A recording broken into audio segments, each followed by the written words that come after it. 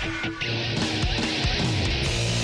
following is a presentation of WGN Sports.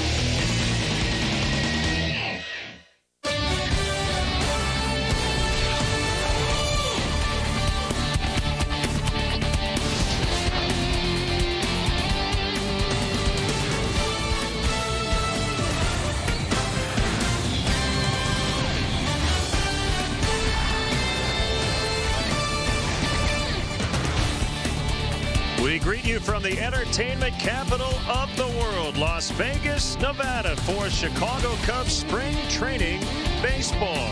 Cubs making their annual trek here to Vegas. It's a two-game weekend, today against the Reds, tomorrow against the Dodgers. But first, the Cubs take on the defending Central champions, Cincinnati Reds.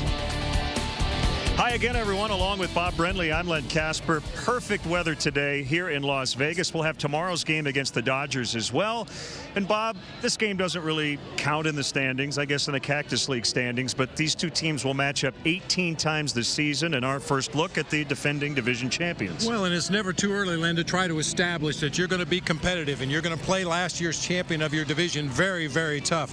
You know, the veteran players come into camp. They're trying to get themselves ready. But in today's game, we're going to see a couple of the pitchers that are battling for some spots at the bottom of that rotation. So very interesting in that respect. Left-hander James Russell will get the start. Casey Coleman will pitch a little later. They're both in that mix. A lot of guys right now trying to grab a spot. You know, and to Mike Quaddy's credit, he knows his top three guys in the rotation, but he's not going to go out on a limb just yet. Randy Wells has pitched very well.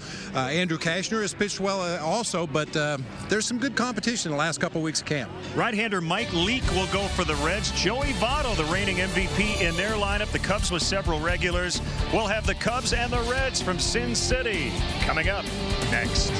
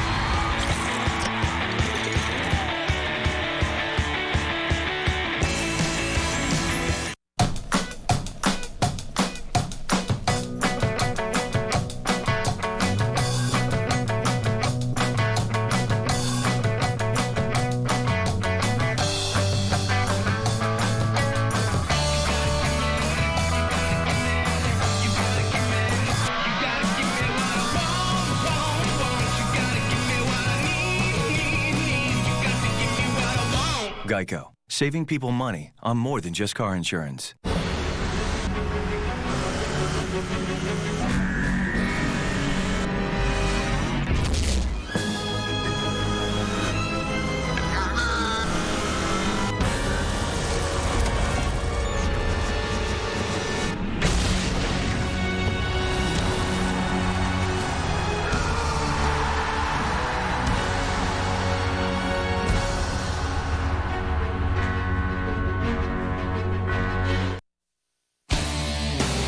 Chicago Cubs baseball. Brought to you by Budweiser. Great times are waiting. Grab some buds. Pepsi Max, the official soft drink of Major League Baseball. 0 calories, maximum Pepsi taste. Ford. The newest vehicles on the road are now at your local Ford store, like the all-new Ford Explorer SUV, 100% reinvented. Visit localfordstores.com. Ford. Drive one. And by the Illinois Lottery St. Patrick's Day Millionaire Raffle. Your best odds to win $1 million. Tickets on sale now. Quantities are limited. Get yours today. As you can see, we were big winners last night. We were? Hoover Dam. Not too far here from Las Vegas. Oh, we're just good actors. Beautiful day. Probably the nicest weather we've ever had here for Big League Weekend. Couple of day games, both right here on WGN Sports. The Reds take the field. Let's look in on Mike Quaddy's Pepsi lineup for today's game against the Reds, brought to you by Pepsi Max, the official soft drink of Major League Baseball. 0 calories, maximum Pepsi taste. Fukudome, Castro, Colvin at the top. The DH is being used today. Soriano, Scott Moore, Jeff Baker in the middle. DeWitt, Johnson, and Hill, the veterans at the bottom. A quick look at the Reds defensively today. They got Freddie Lewis in left field. Drew Stubbs in center. Todd Frazier will be manning right field today. Over at third base, Juan Francisco. Zach Cozart, the shortstop. Chris Valaika, the second baseman. Joey Votto, the defending National League most valuable player and the anchor of this Reds offense, will be over at first base today. Ryan Hannigan figures to get a lot more playing time behind the dish this year for Dusty Baker's Reds, and he'll be catching pitches for right-hander Mike Leake. That was made of Mike Leake's quick ascent to the major leagues, went straight from Arizona State University to the big leagues. However, here in his second year at the major league level, he finds himself in a battle to make that roster spot. Made his major league debut against the Cubs last year. Adrian Johnson will work the plate. Kerwin Danley at first. Dana DeMuth is at second. Doug Eddings over at third. Former Cubs manager Dusty Baker just edged out for the manager of the year by Bud Black. Dusty's won 3 of those awards in his career. Now our Chrysler game forecast. 72 beautiful degrees, low humidity, very little wind. It's brought to you by Chrysler. For more info on our vehicle lineup, log on to Chrysler.com or stop by your Chicagoland or Northwest Indiana Chrysler dealer today. Here's Kosuke leading it off for the Cubs. Mike Leake's first pitch is low for ball 1. And that last bullet point that you gave on your weather report, very little wind here at Cashman Field today, which is a blessing for the pitchers. It's a very small ballpark. The ball seems to carry extremely well, and in past games here in Las Vegas, we've had the wind blowing out one direction or the other, and makes it very tough to pitch in this ballpark. 2-0 pitch is a strike. A lot of concern for family members and friends back home in Japan for Kosuke Fukudome and other members of the Cubs traveling party who are from Japan. Fortunately, everybody we've talked to, including Kosuke, their friends and family, are okay. Devastating earthquake and tsunami hit Japan. 3-1 pitch is low as Fukudome draws a leadoff walk. Now, we talked just a moment ago about what a bandbox it can be here at Cashman Field, especially with that wind blowing out. Only 328 down the left field line. It is 433 to straightaway center, but you'll be surprised how well the ball carries in that direction. 323 down the right field line. A high fence all the way around the outfield. Only 364 to the gaps in right center and left center.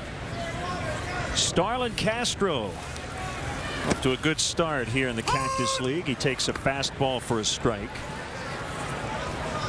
Bob, Starlin hit 3 home runs last year, including 1 in his major league debut, his first career at bat in Cincinnati. Talking to some people, they think Starlin eventually will be a 20 homer guy. Do you see that down the road for him? It may be a couple of years because of the style of hitter that Starlin Castro is. Part of what makes him such a good high average hitter is the fact he stays inside the ball. He uses gap to gap, tries to hit line drives back up the middle of the field. Now, I think as he learns opposing pitchers a little better, learns his own strengths a little better, he'll look for certain pitches in certain counts and try to pull the ball and maybe hit a few more home runs. But right now, you have to love his approach. Good eye at the plate for a young hitter, makes contact on a consistent basis, and gets a lot of base hits.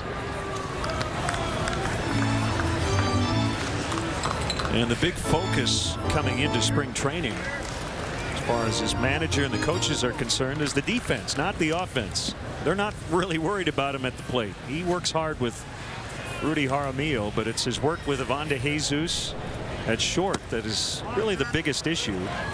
1 ball and 2 strikes. The talent is there. The Cubs really struggled early on in the spring as a team, and Starlin started to look a little tentative. And it's just relaxing, and I think he's still getting used to the speed of big league baseball. Swing and a deep drive. drive left center, and Starlin Castro, as we talked about the power, just cranked a 2-run homer. Forget 20, how about 40?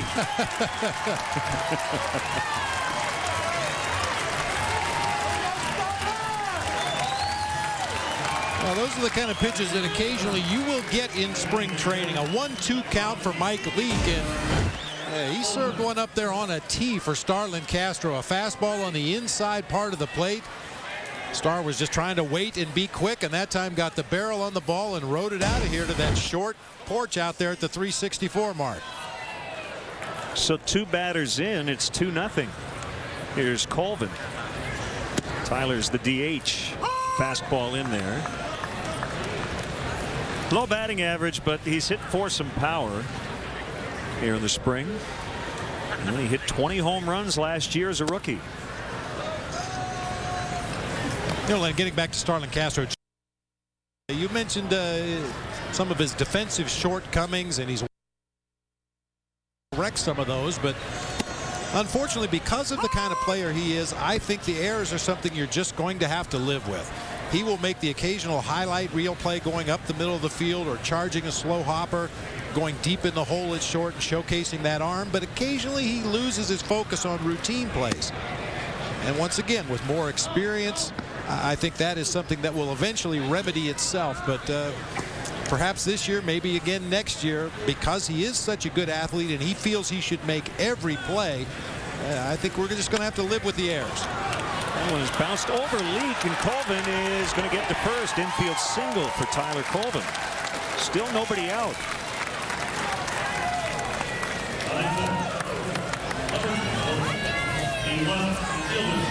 Well, as a hitter, you could smell base hit on this one. You know, if that chopper gets over the pitcher's head, it's going to be an extremely tough play for that shortstop coming in from his position. And with Tyler Colvin's speed, he turns it into an easy infield single.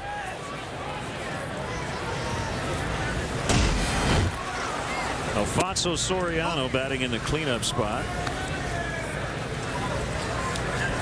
He's had a good spring, hitting .320.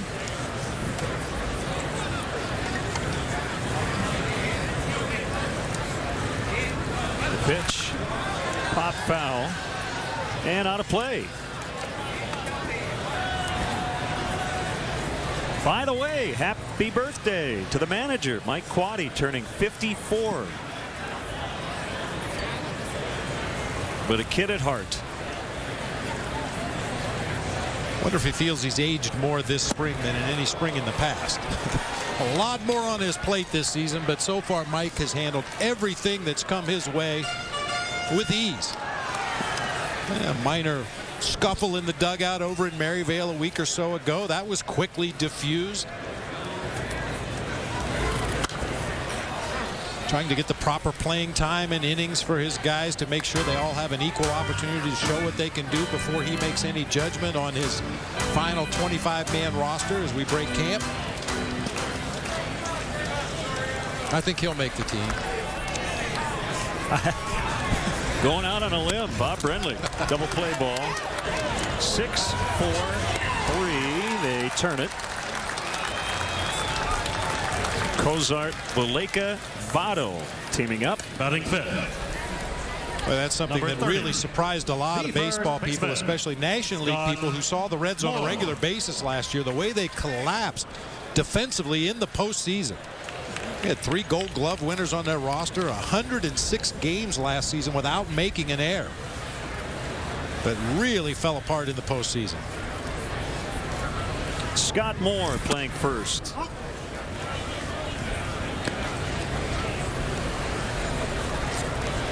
Scott hit a grand slam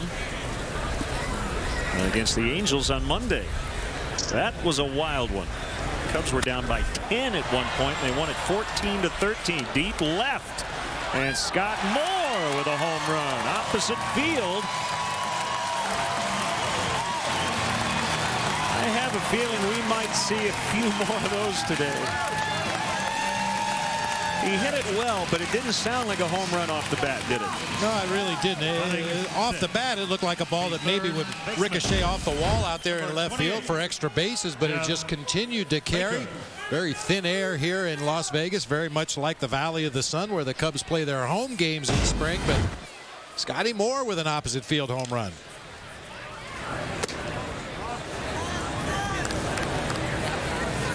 You know, this is really not surprising for a pitcher like Mike Leake. His strength is the fact he throws strikes, and when your breaking pitches and off-speed pitches aren't quite as sharp as they will be later in spring training, and you get an aggressive swinging team like the Chicago Cubs, they're going to pound that fastball in the strike zone as they've done here already today. Cubs had not been hitting many home runs in Arizona.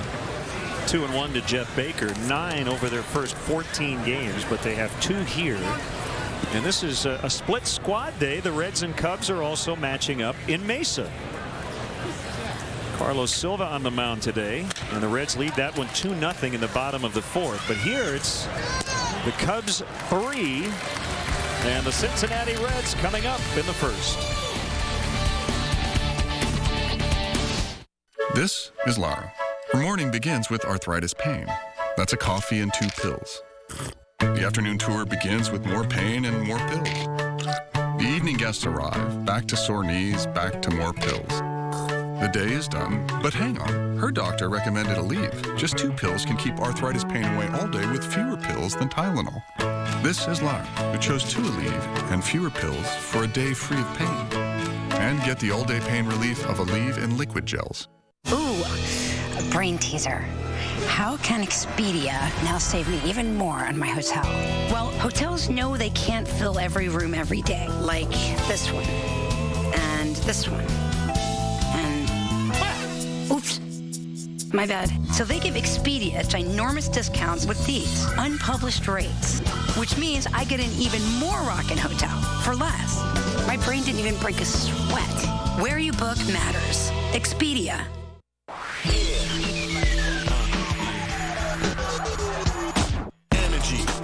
The hall, gravity, we bounce the ball, tenacity, I'll beat you all, so make your play and I'll watch you fall.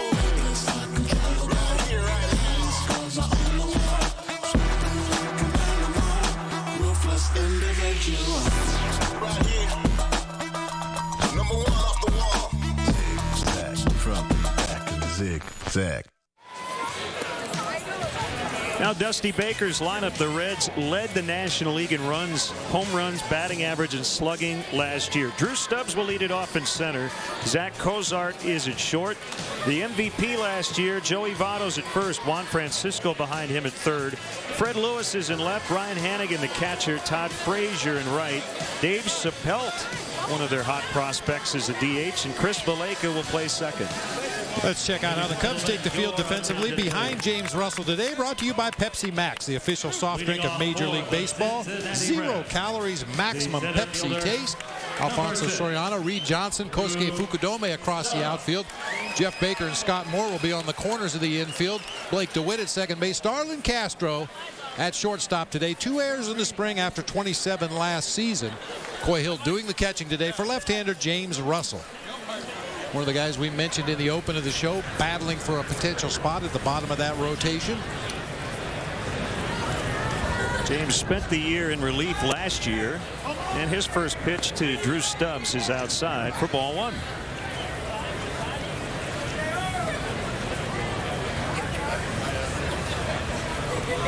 The lefty coming back outside, 2-0. 57 games.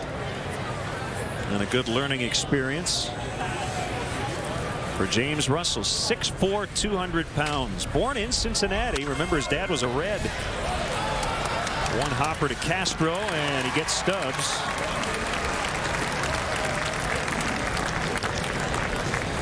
That's one of the things he's been working on this spring. Cub fans may remember last season there were routine balls like that one he just fielded, hit right at him, that Starlin would seem to take a little bit too long to get ready to make his throw across the diamond. And with a guy like Drew Stubbs who runs so well, you have no time to waste. And that time Castro got it into and out of the glove quickly. Got the easy out at first base. Now, this was a play, as I said, last season, hard hit ball. He would take a look at the baseball, make sure he had a good grip. This time he just gets into a good throwing position and throws just in time to get stuffed. Zach Cozart, the shortstop, takes a strike. Paul Janisch is probably going to be their opening day shortstop. They also have veteran Edgar Renteria, and they signed over the winter.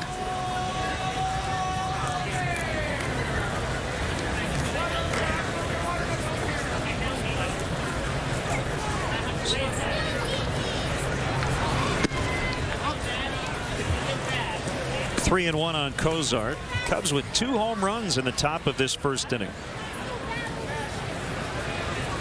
And you mentioned the fact that James Russell pitched out of the bullpen for the Cubs last season at the major league level, but came into spring training this year with an idea of getting an opportunity to win a spot in the rotation. Floater out into shallow right center and a base hit for Cozart. And just to finish that thought, really that seems to me to be the best way to go about it. If you stretch a guy out with the idea that he's going to be a starting pitcher, and you get to the end of spring training and realize you're better suited to put him back into the bullpen, it's really not that much of an adjustment. You just have to get used to throwing back-to-back days, maybe 3 days out of 5, whereas a starter you only pitch once every 5th day. If you take a reliever and try to slide him into the rotation, there's going to be a lag time as you try to develop arm strength and pitch count.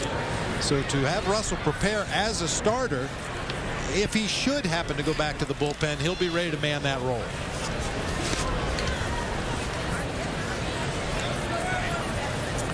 Have a year, Joey Votto. There were 32 first place votes for the MVP. He got all but one.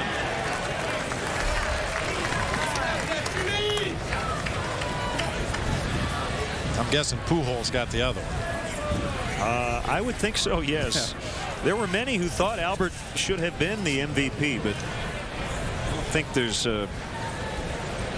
are a lot of people out there who are really upset that Votto won it. I thought he deserved it. He was late on that heater. 0-2. He led the majors in on-base percentage and almost won a batting title. Finished second in the NL behind Carlos Gonzalez. He's had a little bit of a tough go down here in spring training, hitting only .211 coming into play today. But as skipper Dusty Baker said, he's not too worried about Joey Votto. He's getting his work in. Gradually his bat speed is getting better and better. Nobody remembers who won the Cactus League batting title last year.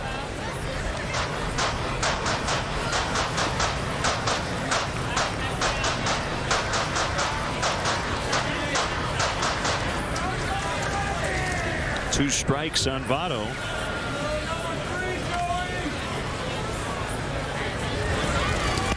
Bounced in front of home plate. Nice job by Coy Hill to keep it out in front of him. Cozart thought about trying for second and ended up going back to the bag. I talked about it at length in the past couple of years. There's 2 jobs as a catcher: block and recover. Coy Hill handles the blocking part very well and pounces on the ball quickly, holding Cozart at first base. That's a nice defensive play by Coy Hill to keep the double play in order.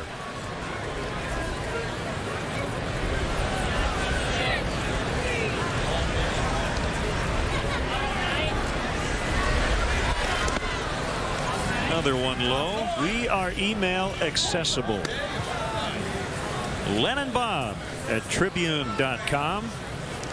You can follow us on Twitter and Facebook as well.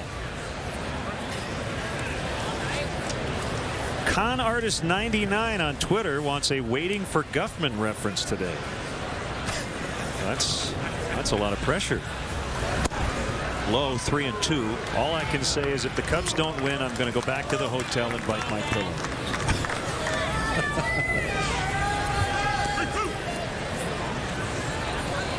Isn't there something about funding for Waiting for Guffman? And the lady said that's more than our budget, including the swimming pool. 3-2, runner not going, and Votto took ball 4. That was close.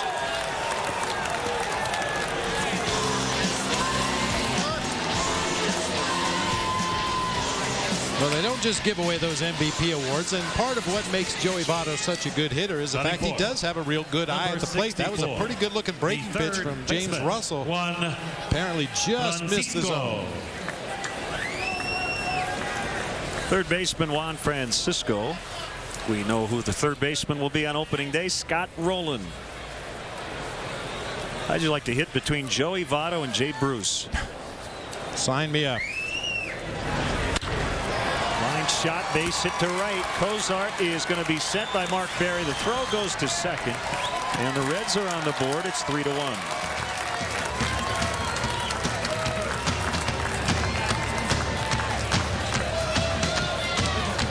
Batting fifth. Well, Len, I'm not sure if the local gaming establishments have an over-under for a spring training game, but if you bet the over, you got a pretty good chance today. Both teams coming out swinging the bats extremely well.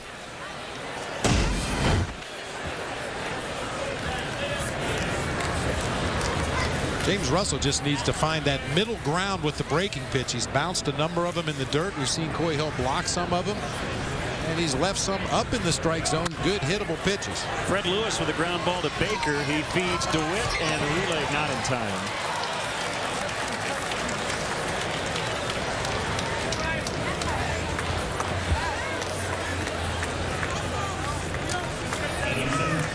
Well, Freddie Lewis has great speed to begin with. Coming out of that left-handed batter's box on the little check swing.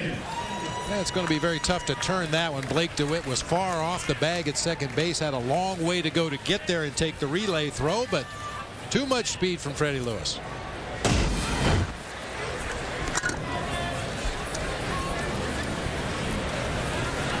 So it's a catcher, Hannigan. Reds are in pretty good shape behind the plate with veteran Ramon Hernandez and Hannigan as his backup. Not a ton of decisions for the Reds, and that makes sense considering the year they're coming off of.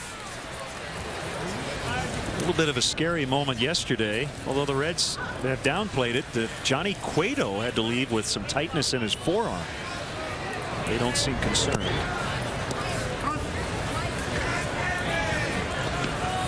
You talk about the Reds catching situation, not only in good hands here at the major league level, but a couple of real good looking young players coming up through their system. Devin Mesoraco, a catcher, as well as Yasmani Grandal out of the University of Miami, both on the top 10 Reds prospect list in Baseball America. 1-0 pitch, called strike.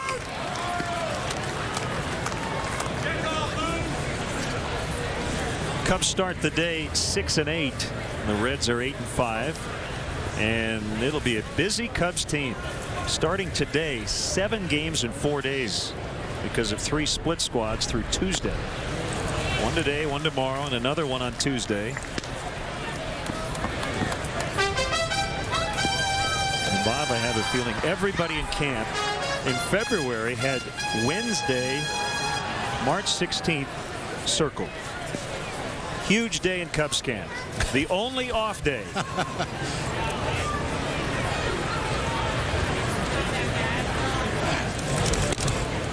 And I forgot to ask Dusty, I think coaches he was going to fine them if they showed up at the complex on the lone off day. And sometimes you have to do that to tell people, you know what, this is your day. It's the only one you get, so take advantage of it. Now, even though it's a scheduled off day, there are always things to do. You can always find something to work on at the ballpark.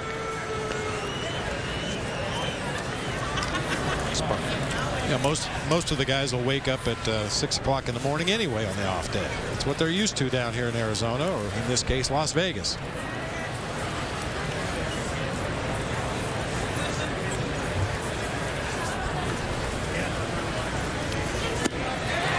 Swing and a foul tip, strike 3. The Reds get 1. The Cubs lead after 1 from Vegas, 3-1.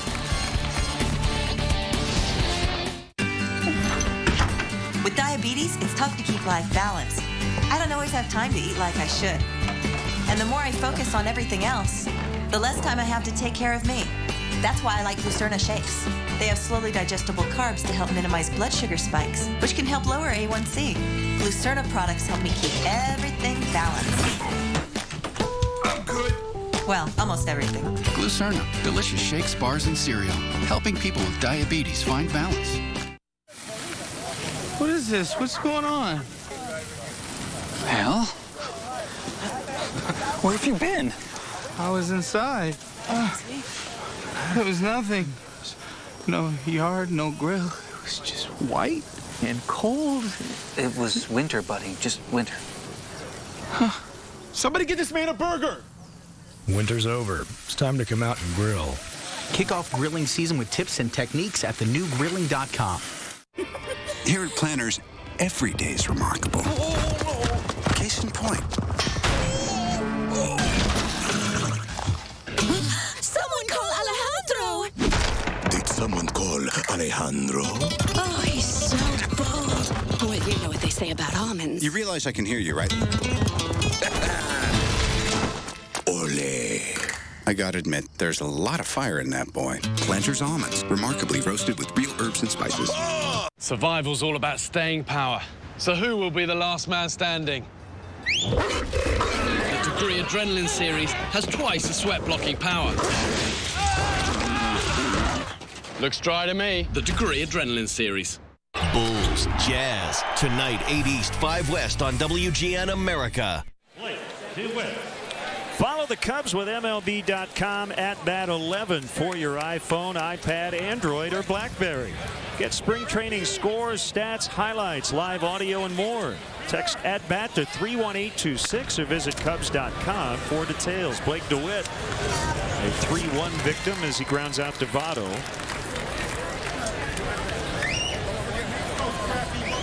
Cubs are the road team officially today, and they'll be the home club tomorrow against the Dodgers. And we'll have it for you right here on WGN. Same time, same place. On Leslie. A strike to Reed Johnson.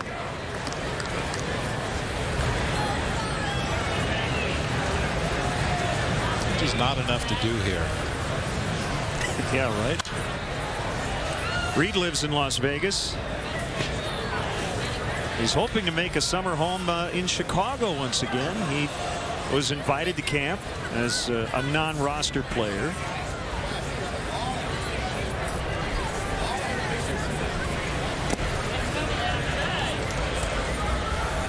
And certainly Cub fans are well aware of what Reed Johnson brings to the table. Outstanding defensive outfielder, can play all 3 spots.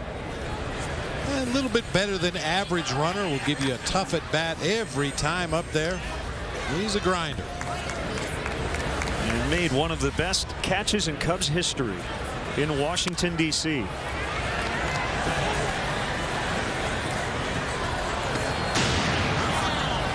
I still think back to that catch that he made. Had such a long way to run. Fortunately for him, the ball just seemed to hang up in the air forever to give him enough time to run underneath that fly ball to left center field and make that crashing catch up against the wall. He's surrounded by Cozart, and he just got him. Not enough on the throw. They get Reed Johnson for the out. 2 away. Batting 9th. Number 55, the catcher, Coy Hill.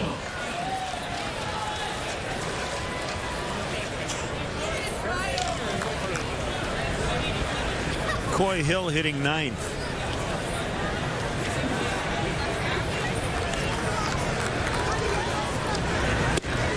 Outside ball. Well, it's a strike on the outside corner. Coy 0 for 15 to start the spring. Well, what are they cooking down there, Bob? It smells really good in the ballpark. I don't know, but I'll be glad when they're done. They bring some of it up here.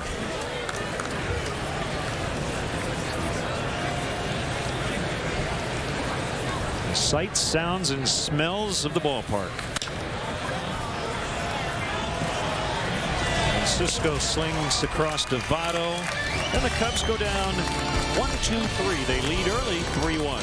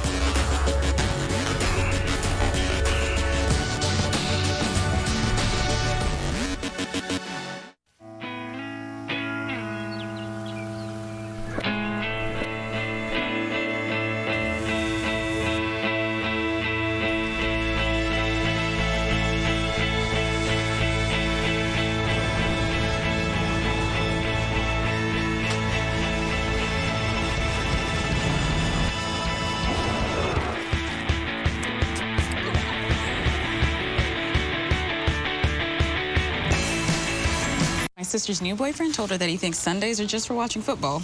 Believe that? Remain calm. Answering incorrectly has... But I just... consequences. But you're smart, right? You ordered off McDonald's dollar menu at breakfast, got the premium roast coffee, the savory sausage burrito. Everything's so good and just $1 each. You made it happen, so you got this. He's a jerk.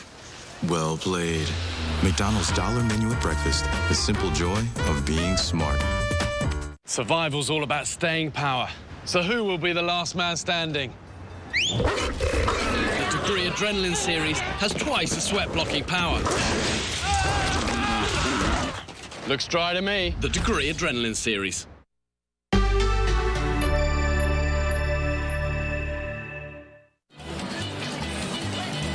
Join Chris Collinsworth, actress Jill Wagner, and comedian Alonzo Bodden inside the vault this week. Chris and the gang are talking sports, barbecues, tailgating, and the triple crown of auto racing. Inside the vault, Sunday at 12:30 on WGN Chicago, 6 p.m. on WGN America. You can get Inside the Vault now at InsideTheVault.com. Viva Las Vegas. Viva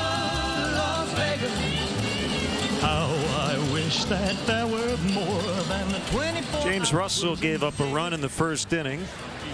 Has a 3-1 lead here in the second. We'll see Casey Coleman a little bit later.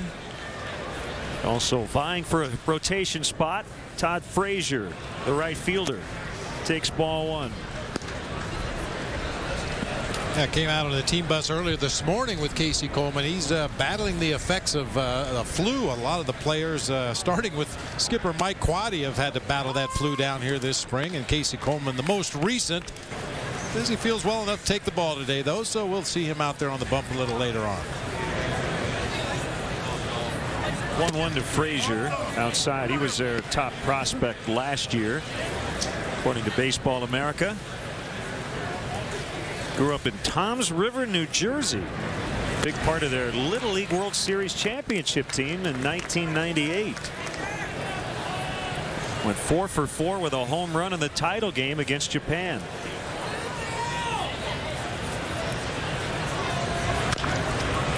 Chop to Baker.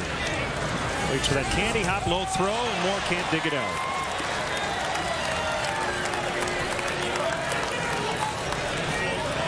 Bob, you played third base. It just looked like Jeff had to wait on that hop, and his rhythm was a little off because he had to wait and then hurry. Yeah, it's a conundrum that you find yourself in as a third baseman. He was already playing deep and realized that he was either going to have to charge that ball immediately, which he did not do. And once you wait on that second hop, you really have to rush that throw across the diamond, and that time he spiked it in the dirt. Dave Sapelt is a DH.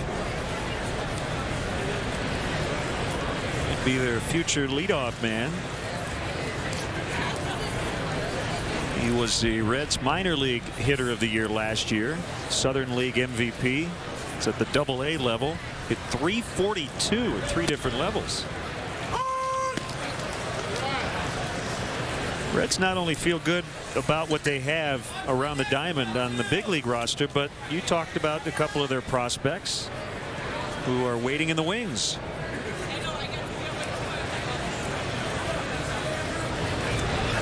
Outside, it's 1-2. Yeah, one of their best prospects, Yonder Alonso, a first baseman by trade. And obviously, if you play for the Cincinnati Reds right now, you're not going to move Joey Votto off of first base.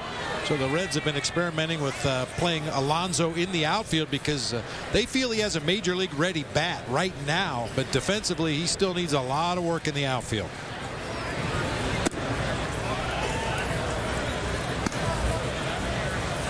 Or as is the case many times when you have a particular position blocked by a MVP caliber player, Alonso could find himself as part of a trade at some point in the future.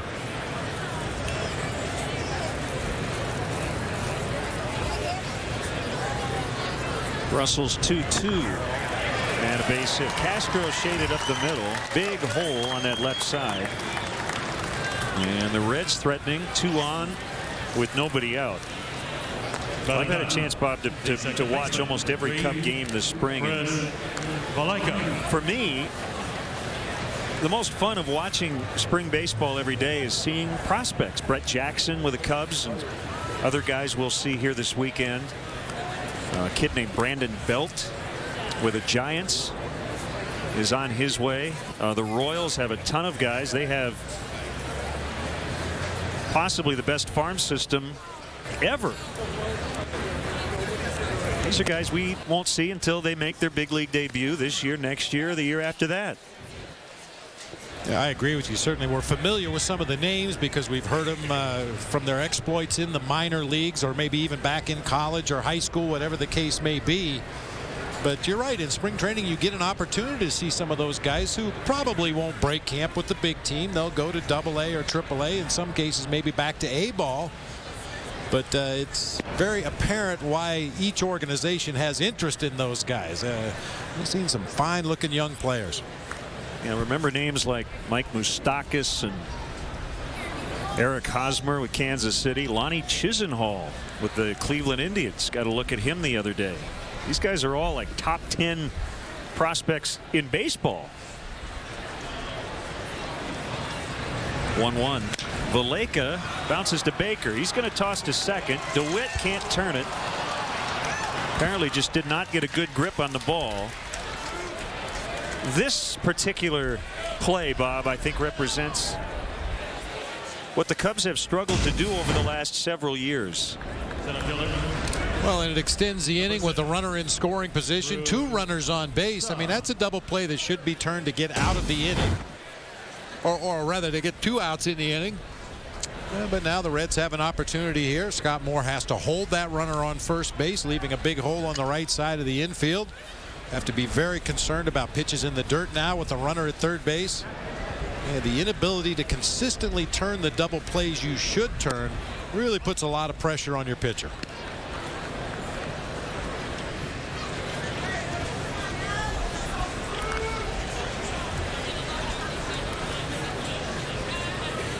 Drew Stubbs had some big games against the Cubs last year. He had a 3-homer game at Wrigley Field. Swing and a miss. A good changeup from Russell. 1-1 the count.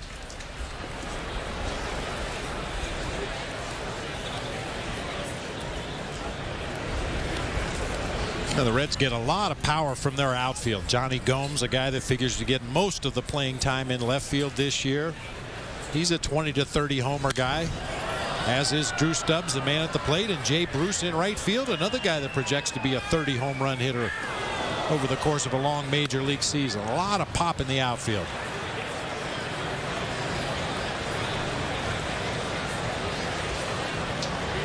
Well, there you see it. He knocked in 16 in 14 games against the Cubs.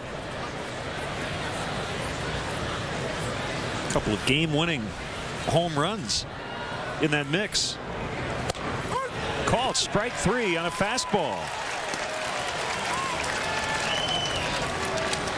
Boy, and a good spot for that fastball. Drew Stubbs, a very good high ball hitter, pitches up above the belt. James Russell pounds a fastball right at the knees, outside part of the plate for a called strike 3.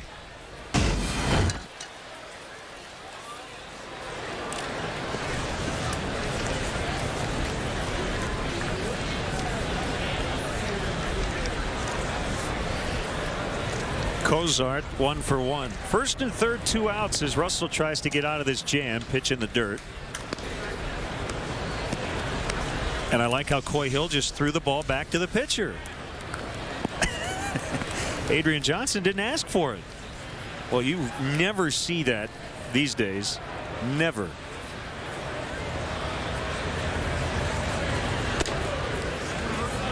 Two 2-0. Or maybe the umpires have dinner reservations too. They don't want this game to go on forever. If you can speed it up, keep the same ball in play, let's go. Maybe there's a shortage of balls here at the ballpark. Who knows? Well, the way they were flying out of here during batting practice, it wouldn't surprise me if both teams are running low on baseballs. Golf into left center. Reed Johnson going after it. He's not going to get there, and the Reds are going to tie the game as Cozart knocks in 2 with a double.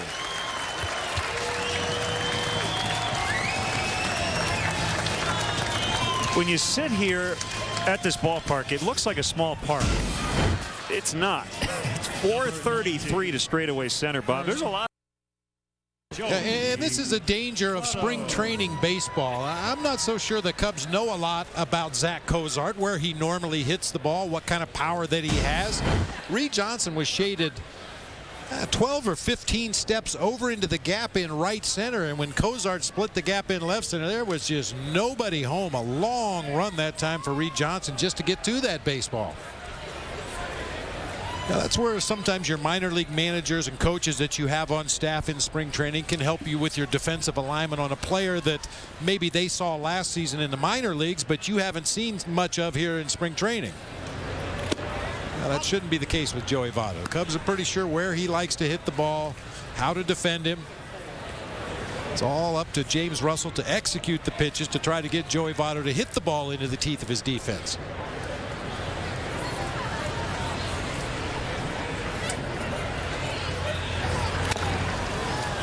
It sounded like Joey Votto really didn't have a choice whether or not he wanted to come to Vegas or stay in Arizona. When you are the National League MVP, obviously the people here in Vegas, they wanted Votto to make this trip. So he was prominently featured. And Dusty said, "You're coming, Joey."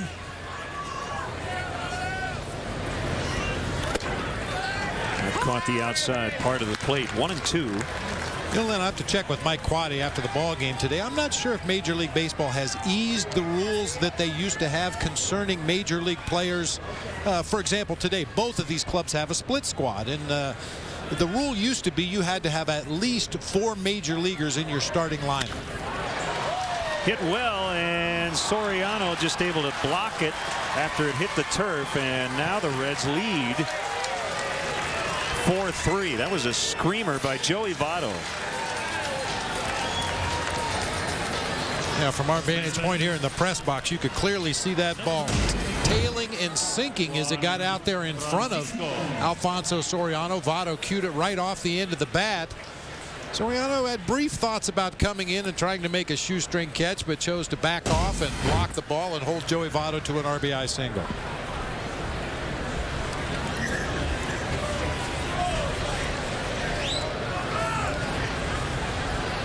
Remember, this inning started due to an error, and then later a double play was not turned, and the Reds have taken advantage.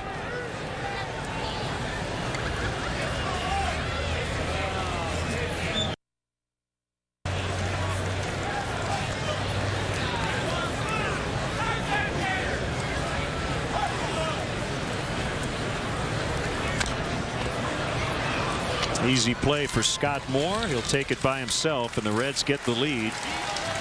As they score 3 times, it's 4-3 Cincy after 2. How I wish that... Never skip a detail. Debris embedded in the remains suggests an explosion. So does that giant hole in the wall. Bones. This aisle isn't big enough for 2 zeros. Anything you can do, I can do better. I can do anything better than you. No, you can't. Yes, I can. No, you can't. Yes, I can. No, you can't. Yes, I can. Yes, I can. Is that all you got?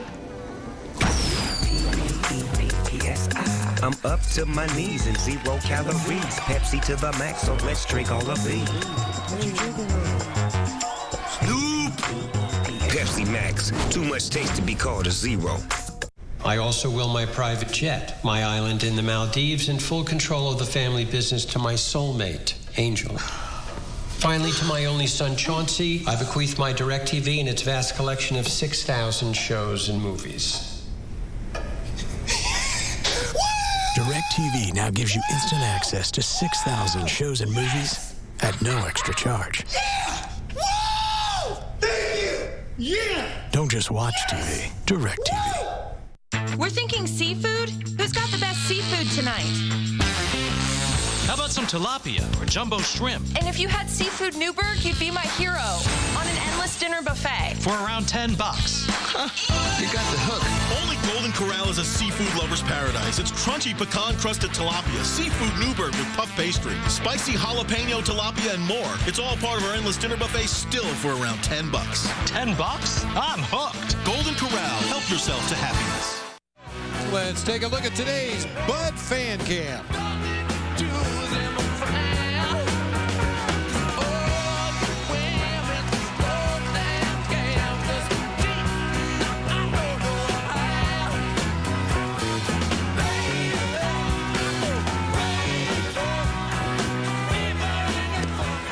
Won't you be my partner in crime? That's Tumbling Dice by the Rolling Stones, our Bud Fan Cam. Great times are waiting. Grab some buds.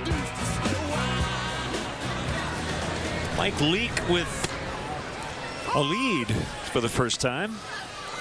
1-1 to Kosuke. Walked and scored in the first on the Castro home run.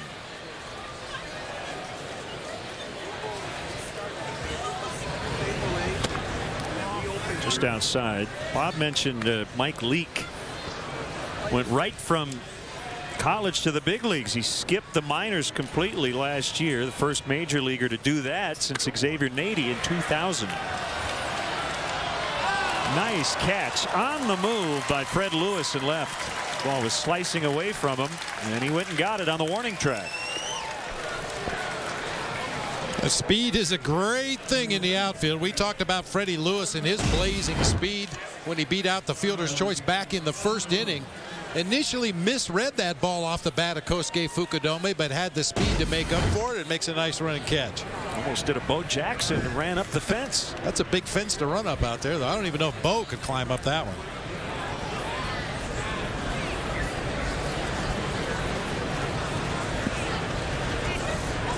Huge wall all the way around here at Cashman Field to try to give the pitcher somewhat of an advantage.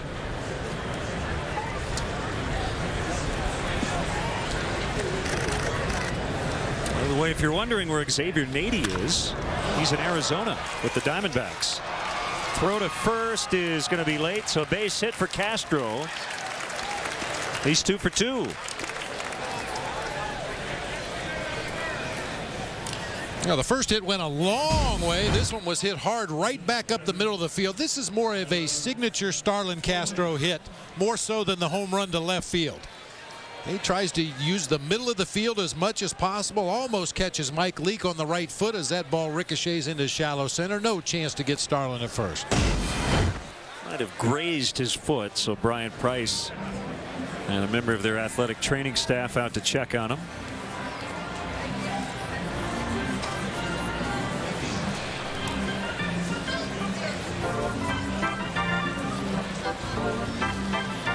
Now that's head trainer Paul Lessard that went out to the mound along with the pitching coach. Paul Lessard was my trainer in Arizona back in '01, has a World Series ring with an A on it.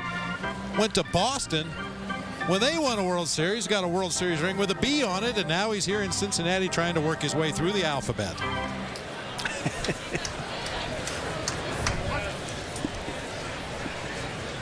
Byung-Hyun Kim, I think, might have the A and the B too. Yeah.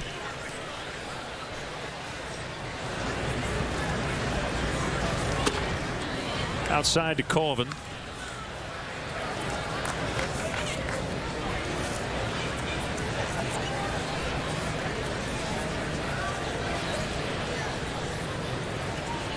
Tyler's been playing a little first base. Trying to add to his versatility. And the Cubs really don't have a true backup first baseman for Carlos Pena. Jeff Baker can play there.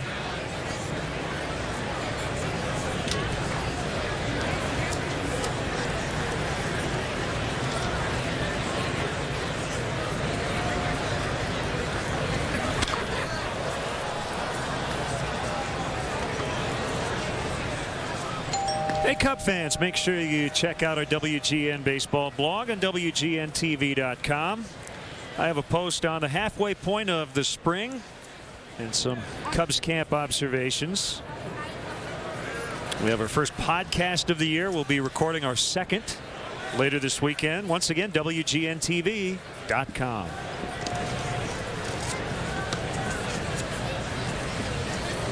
You know, Len, you mentioned Tyler Colvin getting some reps at first base just in case he needs to move over there on a day or two to give Carlos Pena a break. But the reality is Carlos Pena is an everyday guy. He's a horse. When he's swinging the bat the way he can and healthy, he'll be in there every day.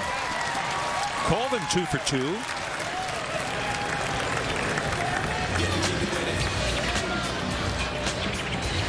Left fielder.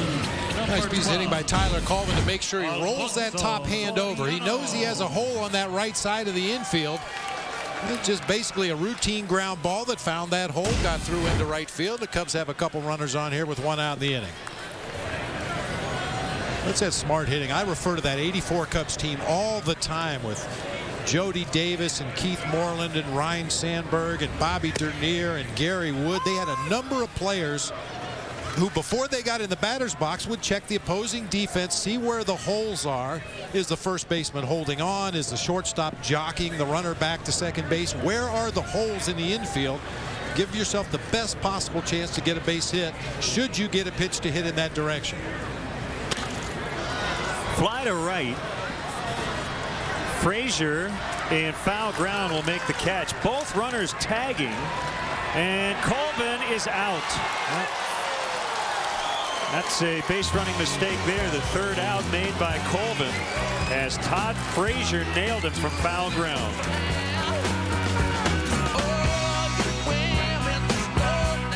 Marker, what brought you to this point? To this point as in this moment? No, I'm sorry. Joining eHarmony? Yes. What was so great about eHarmony is you're not just searching through pictures. They hone in on those key personality traits. Here are some gentlemen that meet your core values. Take a look at them. Everything that I had ever wanted was there. When I found Adam, it was just boom. Review your matches free at eHarmony.com. This spring, get more mileage out of your travel plans with $50 in free gas. Stay 2 separate times at Comfort Inn or any of these choice hotels, and you can earn a free $50 gas card. Book now only at choicehotels.com.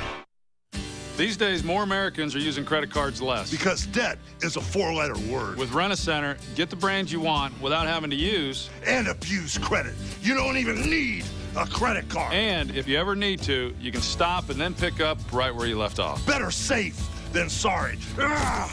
Right now, rent to own a Toshiba 55-inch LCD HD TV. Just $29.99 a week. No credit, no long-term commitment. Only at Rent-A-Center, the new way to shop in the new economy. My name's Tate. I am the Domino's Chicken. Tate's got a lot of pressure on him. We had this box made to find out what people think about the new recipe. You see this? This is made with 100% white breast meat. It's not a bunch of different chicken bits all mashed together. Imagine if your boss had the entire country rate your performance on a box of chicken. I want to hear from people. That's the way we run this company. So order a medium 2-topping pizza with Tate's new chicken. Choose any 2 for $5.99 each and tell us how he did. I'm not excited about the box at all. Bulls, Jazz, tonight 8 East, 5 West on WGN America. Beautiful setting for Cubs baseball in Las Vegas. 4-3 Cincinnati. Fred Lewis. 21st season. Cashman Field has hosted spring training ball, and the Cubs have been here every year since 05.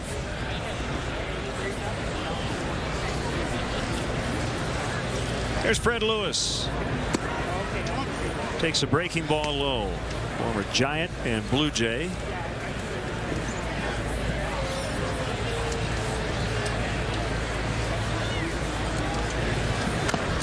Didn't mean to and bounced it foul. I noticed one change here, Len, or maybe I just didn't notice it last time I was here in Vegas. They have that beer garden down the left field line here at Cashman Field, and it used to be contained. That one little area of blue seats was completely fenced in, and the area behind it was open. So it's conceivable that a ball could be hit fair down the third baseline, roll past that beer garden, and end up in that dirt area behind the beer garden, and the left fielder would have to make a throw back to the infield over the paying patrons down there in the beer garden. They put a fence from the beer garden all the way out to the fence now to eliminate that. Probably a good idea. Probably. Reed Johnson with a catch.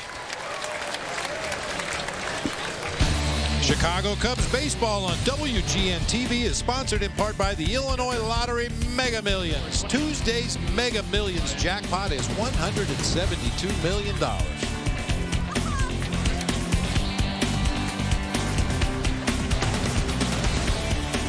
The catcher Hannigan, strikeout victim his first time. We mentioned the Cueto forearm stiffness. Zach Greinke with a broken rib playing basketball. How about Aaron Cook? Has fractured bones in his finger. He slammed his hand in the door. Ouch.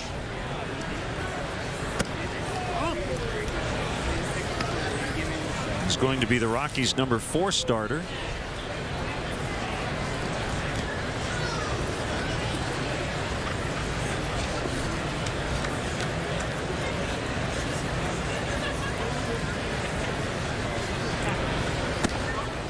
Downstairs 2-1. Well, that's an obvious concern for every major league ball club this time of year.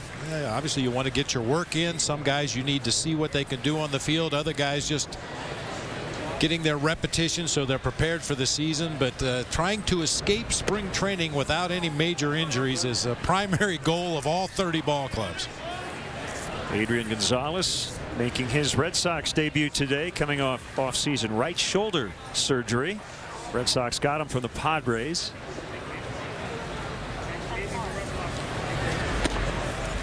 And ball 4.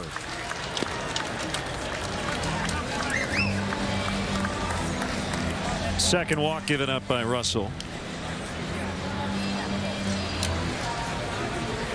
And it'll be the right fielder Frazier who started that double play when he caught that ball in foul ground and then doubled off Tyler Colvin at second. At least caught him trying to advance to second.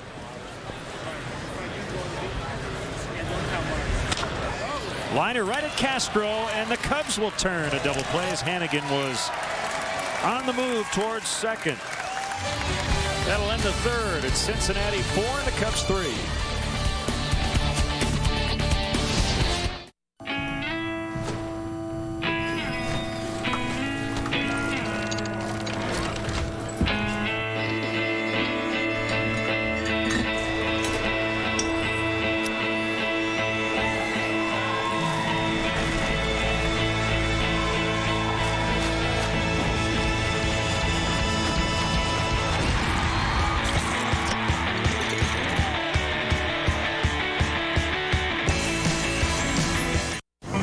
Demonstrate how Vanishing Deductible from Nationwide Insurance works. Now go long. With Vanishing Deductible, you get $100 off your deductible for signing up. Good. Keep going. Then for every year of safe driving, it gets $100 smaller. How about now? A little bit more, until it could vanish completely. Dale?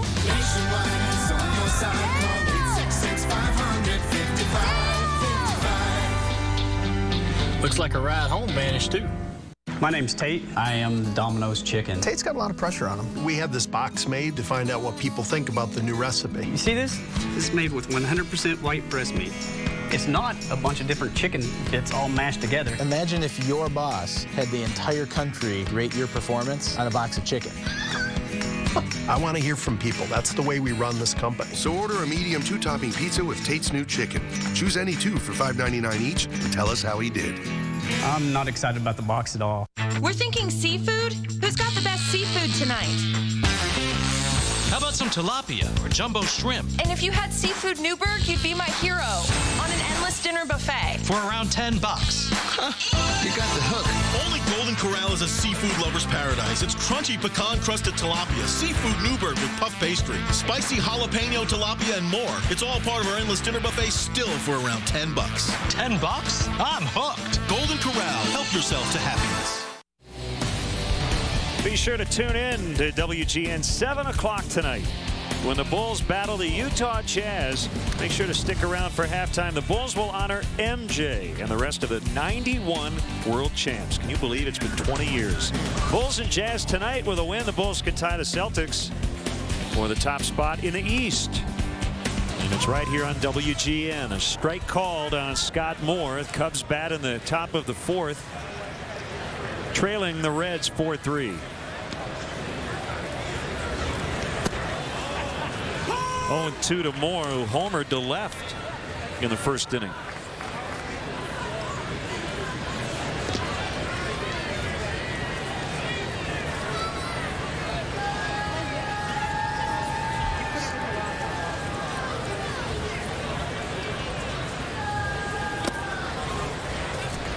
Laid off that pitch in the dirt. See on the right sleeve, they have Sparky written in for the late Hall of Fame manager Sparky Anderson. Scott Moore with a towering shot to right, and he has hit 2 home runs today.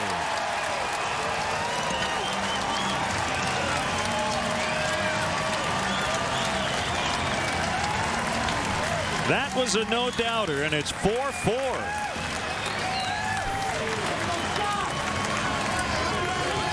Yeah, when you hit him over the cow, you know it's a no-doubter. An inflatable advertising cow out there in right field. Power stroke that time from Scott Moore on a pitch down and in. That's where most lefties like him, and Scott Moore deposits this one out there in the pasture. They have pastures in Las Vegas? Sure. Jeff Baker, safe. Infield hit.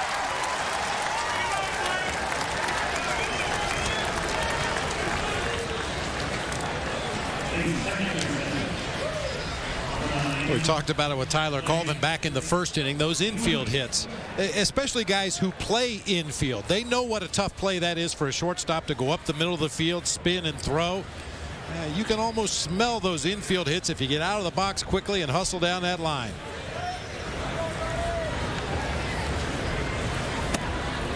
Ball 1 to Blake DeWitt. Acquired from the Dodgers last year.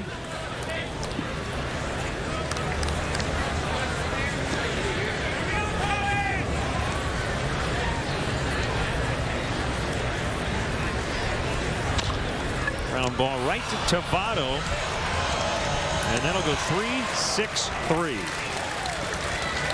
Very quick turn there. Votto and Cozart on the double play. Occasionally Joey Votto can make some off-balance, awkward-looking throws to second base to initiate a double play. That time nearly drops down to his right knee, but got the ball to his shortstop so quickly that that turned into a routine double play.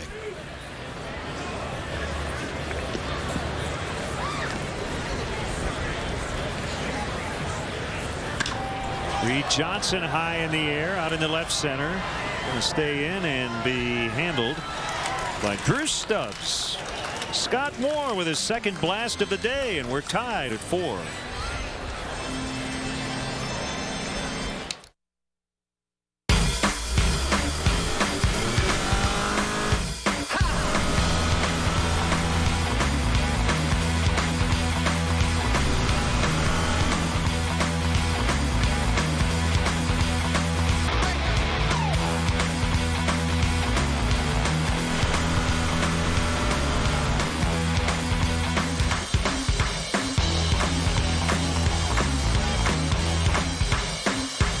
My sister's new boyfriend told her that he thinks Sundays are just for watching football. Believe that? Remain calm. Answering incorrectly has... But I just... consequences. But you're smart, right? You ordered off McDonald's Dollar Menu at breakfast, got the premium roast coffee, the savory sausage burrito. Everything's so good and just $1 each. You made it happen, so you got this. He's a jerk. Well played. McDonald's Dollar Menu at breakfast. The simple joy of being smart. This is Lara. Her morning begins with arthritis pain. That's a coffee and 2 pills. The afternoon tour begins with more pain and more pills.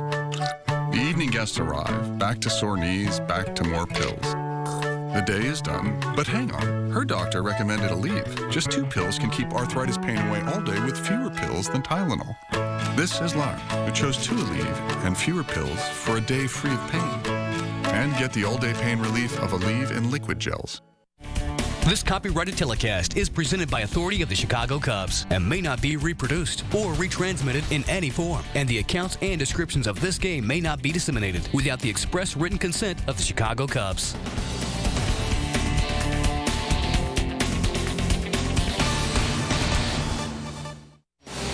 The 2011 Chicago Cubs baseball season on WGN is brought to you by Bud Light, the sure sign of a good time. Here we go. Big day for Scott Moore. He has hit a couple of home runs. The last one tied it up. Closer Carlos Marmol will take over. Carlos has faced 14 batters in Cactus League play, struck out exactly half of them, 7 punch-outs already. He looks like he's in mid-season form. Sapelt, the DH, looks at ball 1.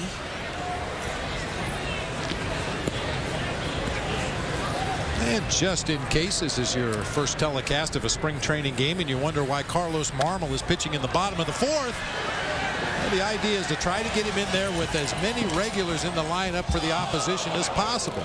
If you save Carlos Marmol till the 9th inning of a spring training game, he's going to end up pitching against a lot of guys who are going to be playing in the minor leagues. So this is not uncommon. Most major league teams do this. Try to get their closer into a game early enough so that he has a chance to face some big league hitters.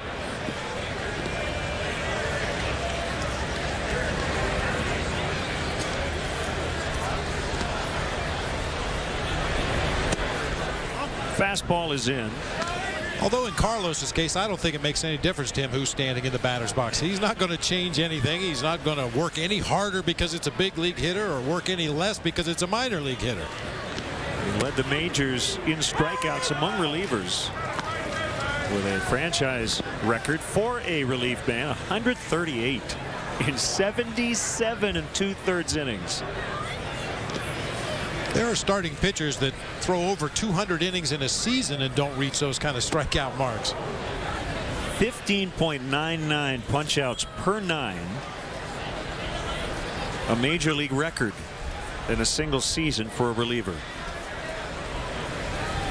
And a strikeout better than Eric Gagne in 03, who had the previous record. Slider missed for ball 4. Well, I said he was in mid-season form, and we've been well aware of Carlos's inability to occasionally find the strike zone, but then turn around on the next hitter and just pound strikes in there. Yeah, walks have been his biggest issue. Nobody hits Carlos hard.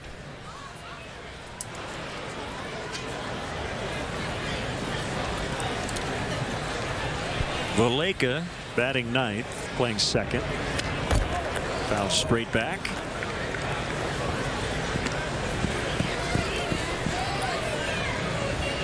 Bob, it's a subtle thing, but right behind home plate, and you can see it on our center field camera, there's no padded barrier. So ground balls are sometimes coming right out of that white Cubs jersey. It could be a little tricky for an infielder, can it? Oh, no question about it. Tricky for a catcher as well. You're used to some kind of a padded wall, maybe up to waist high behind home plate, and on those occasions when a ball gets by you, it will hit that padding and ricochet back to you on occasion, but the netting goes all the way around and extends all the way down to the ground. Runner goes as Valleca just got hit on a slider.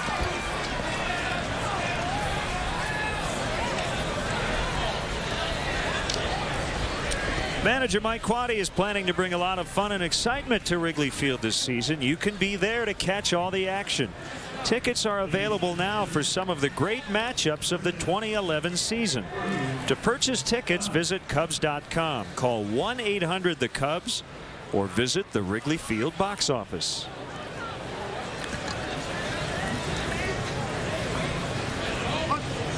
So Marmol in some trouble. A walk and a hit batter, and here's Drew Stubbs. And he bunched through the slider, just got a piece of it for a foul strike. You don't see a lot of sacrifice bunts in spring training other than National League pitchers who are trying to get their work in, something that they're going to have to do repeatedly throughout the regular season. But it's kind of odd to see a position player try to put down a sacrifice bunt.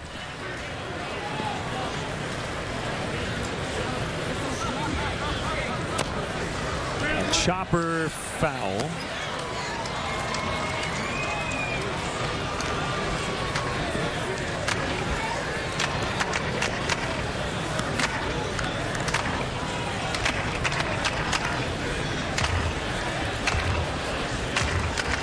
Be a little bit different for the Reds going into this season because they will be the hunted, not the hunter. as the defending champs in the division. Does that affect you collectively as a team?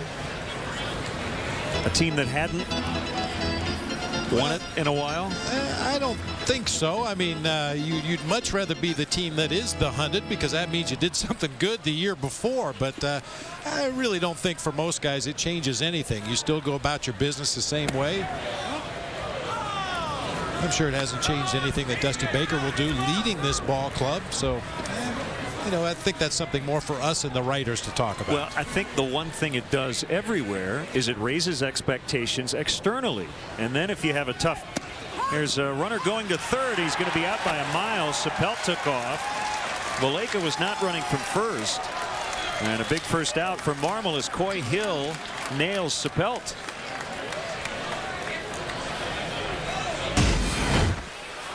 The shortstop, number 6. Nobody out in the inning. Cozart. Didn't really get a good jump at second base, and Coy Hill puts it right on the money to Jeff Baker. Sapelt has nowhere to go but to slide right into the tag. That's a head scratcher, even in spring training.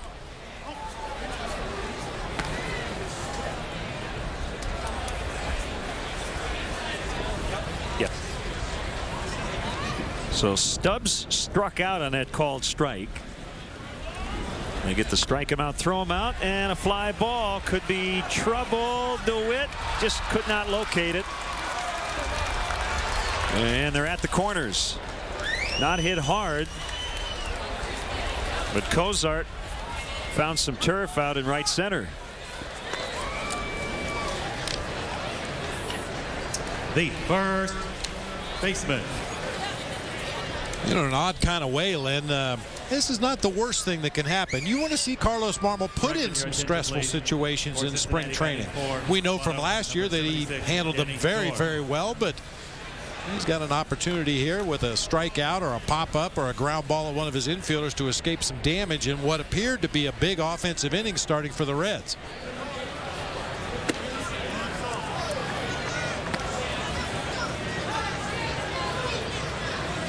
That's kind of an odd thing. Every manager would like to see his team go out and have everybody be successful and do what it is they're expected to do on a regular basis. That one is ripped into right.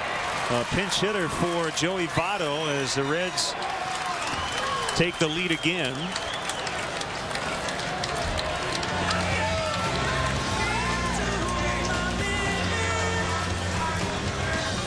Dorn, I believe that was.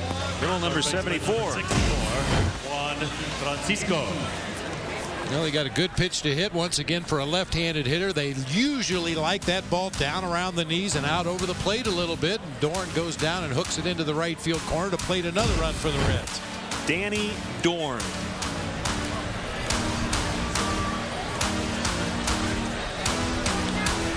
The third baseman in Major League, wasn't he Dorn? Dorn, yeah.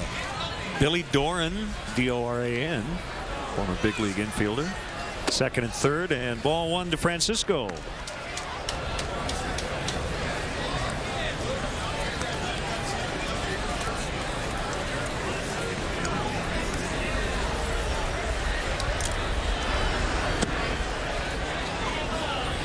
Just to finish my point about a defending champ, and Cincinnati, very good baseball town. If they get off to a 1-5 start, the fans will be up in arms, and I think it's more about that and how the team handles those external expectations that maybe is a little different for a defending champion that hasn't defended a title in quite some time.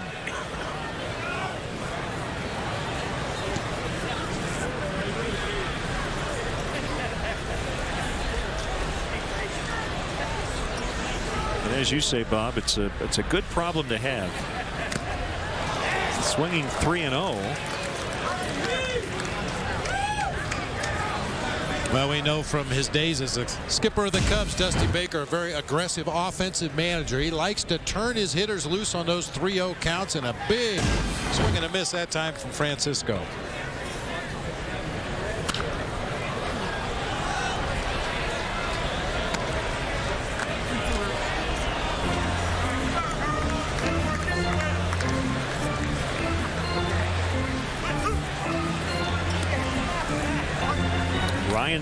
Norman of the Brewers had to leave early today. Strained muscle in his rib cage. It was in the first inning.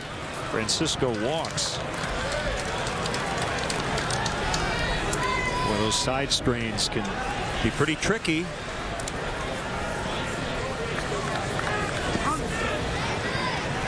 Mark Riggins, the new pitching coach. We'll chat with Mark at some point this spring. Lewis for the Brewers, but with Zach Greinke's broken rib and now Ryan Braun with a rib strain, they need to hire Tony Roma as their trainer.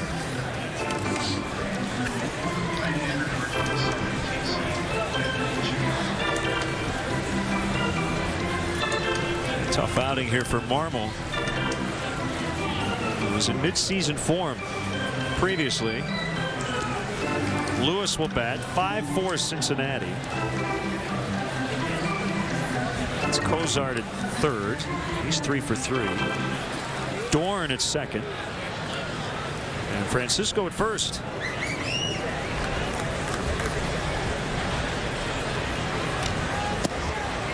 Slider drops low.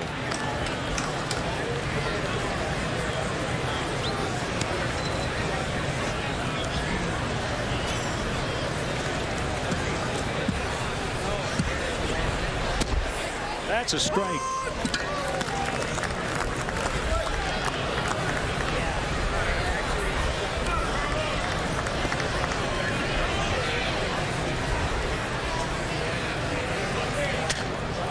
out. Boy, Marmol avoided the barrel of that bat. That shattered. As Lewis hit a ground ball foul. Well, that bat split all the way from the barrel in nearly down to Freddie Lewis's hands, and as you said, the barrel went flying out toward the right side of the infield as Marmol was breaking that direction to cover first. Fortunately, he saw the bat out of his peripheral vision and did not run into the path of that bat.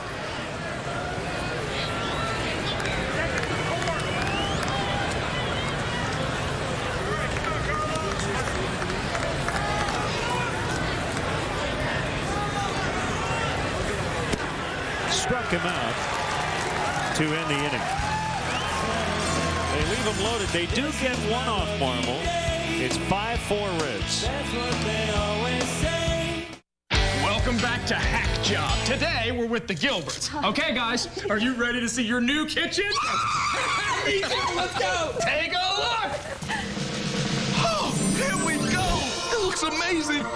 He didn't do anything. We just put Bud Light on the counter. Exactly. It totally opens it up. We gave it a fun vibe. Clearly, this is a room people want to hang out in. It's the sure sign of a good time. It's just right taste of Bud Light. Here we go. The landscapers are here. Nice. I'm Robert Shapiro. Over 1 million people have discovered how easy it is to use LegalZoom for important legal documents. At LegalZoom, we'll help you incorporate your business, file a patent, make a will, and more.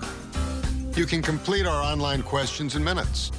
Then we'll prepare your legal documents and deliver them directly to you. So start your business, protect your family, launch your dreams. At LegalZoom.com, we put the law on your side. With diabetes, it's tough to keep life balanced. I don't always have time to eat like I should. And the more I focus on everything else, the less time I have to take care of me. That's why I like Glucerna shakes. They have slowly digestible carbs to help minimize blood sugar spikes, which can help lower A1C. Glucerna products help me keep everything balanced. I'm good. Well, almost everything. Glucerna, delicious shakes, bars, and cereal, helping people with diabetes find balance. Welcome back to Geico Radio. It's savings on the radio. Call us, Steve. Go right ahead. Yeah, I just got a free rate quote on Geico.com. Saved a ton, and it only took me 5 minutes and 12 seconds. I was wondering, is that some sort of record? That's a good question. Let's have a look. Not quite. Someone's got you beat by 8 seconds. Still, I mean, that's quite fast. Well, what if I told you I only use one hand? Geico. 15 minutes could save you 15% or more on car insurance. Welcome back to Las Vegas. The Reds leading the Cubs 5-4. Great to have with us Cubs Assistant General Manager Randy Bush. Randy, about halfway through camp. I guess your overall impressions so far. Referenced it earlier. The first thing you start with is the health, and we feel good that that we're relatively healthy and haven't gotten dinged up much. And that's one of your main goals, is not only to be prepared for opening day, but also to be prepared for a long season and get everybody geared up, ready to go. And we're happy with the way that's gone. We're happy with the way our pitching's coming around. Those two things, I think, are big pluses early on. And I think, obviously, the biggest thing that we want and need to tighten up is our defense. And we've seen that today, where we've had, in both the first 2 innings, we should have turned double plays. We didn't turn them, and it was a big part of the game. And our guys are working hard at it, and we got to get better at that. This is left-hander Matt Maloney on the mound. Coy Hill is at the plate. We talked the other day about not overreacting to great performances and awful performances, something that fans do because that's what we do when we watch games. But you have to take everything with somewhat a grain of salt, as Juan Francisco will throw and get Coy Hill. And the track records also play a very big role, don't they? Oh, absolutely. Yeah. You can get fooled in the spring. You have to. I think what you're looking at, especially with the pitching, you're looking at more the quality of the pitches, the location, the quality of the stuff, more so than the results in a lot of cases. Is a guy pitching down in the zone? Is he executing? Because when he pitches up in the zone, we know that's not going to translate well. And so again, you really have to dig deeper into the box score than just the line to determine how a guy is getting prepared for the season.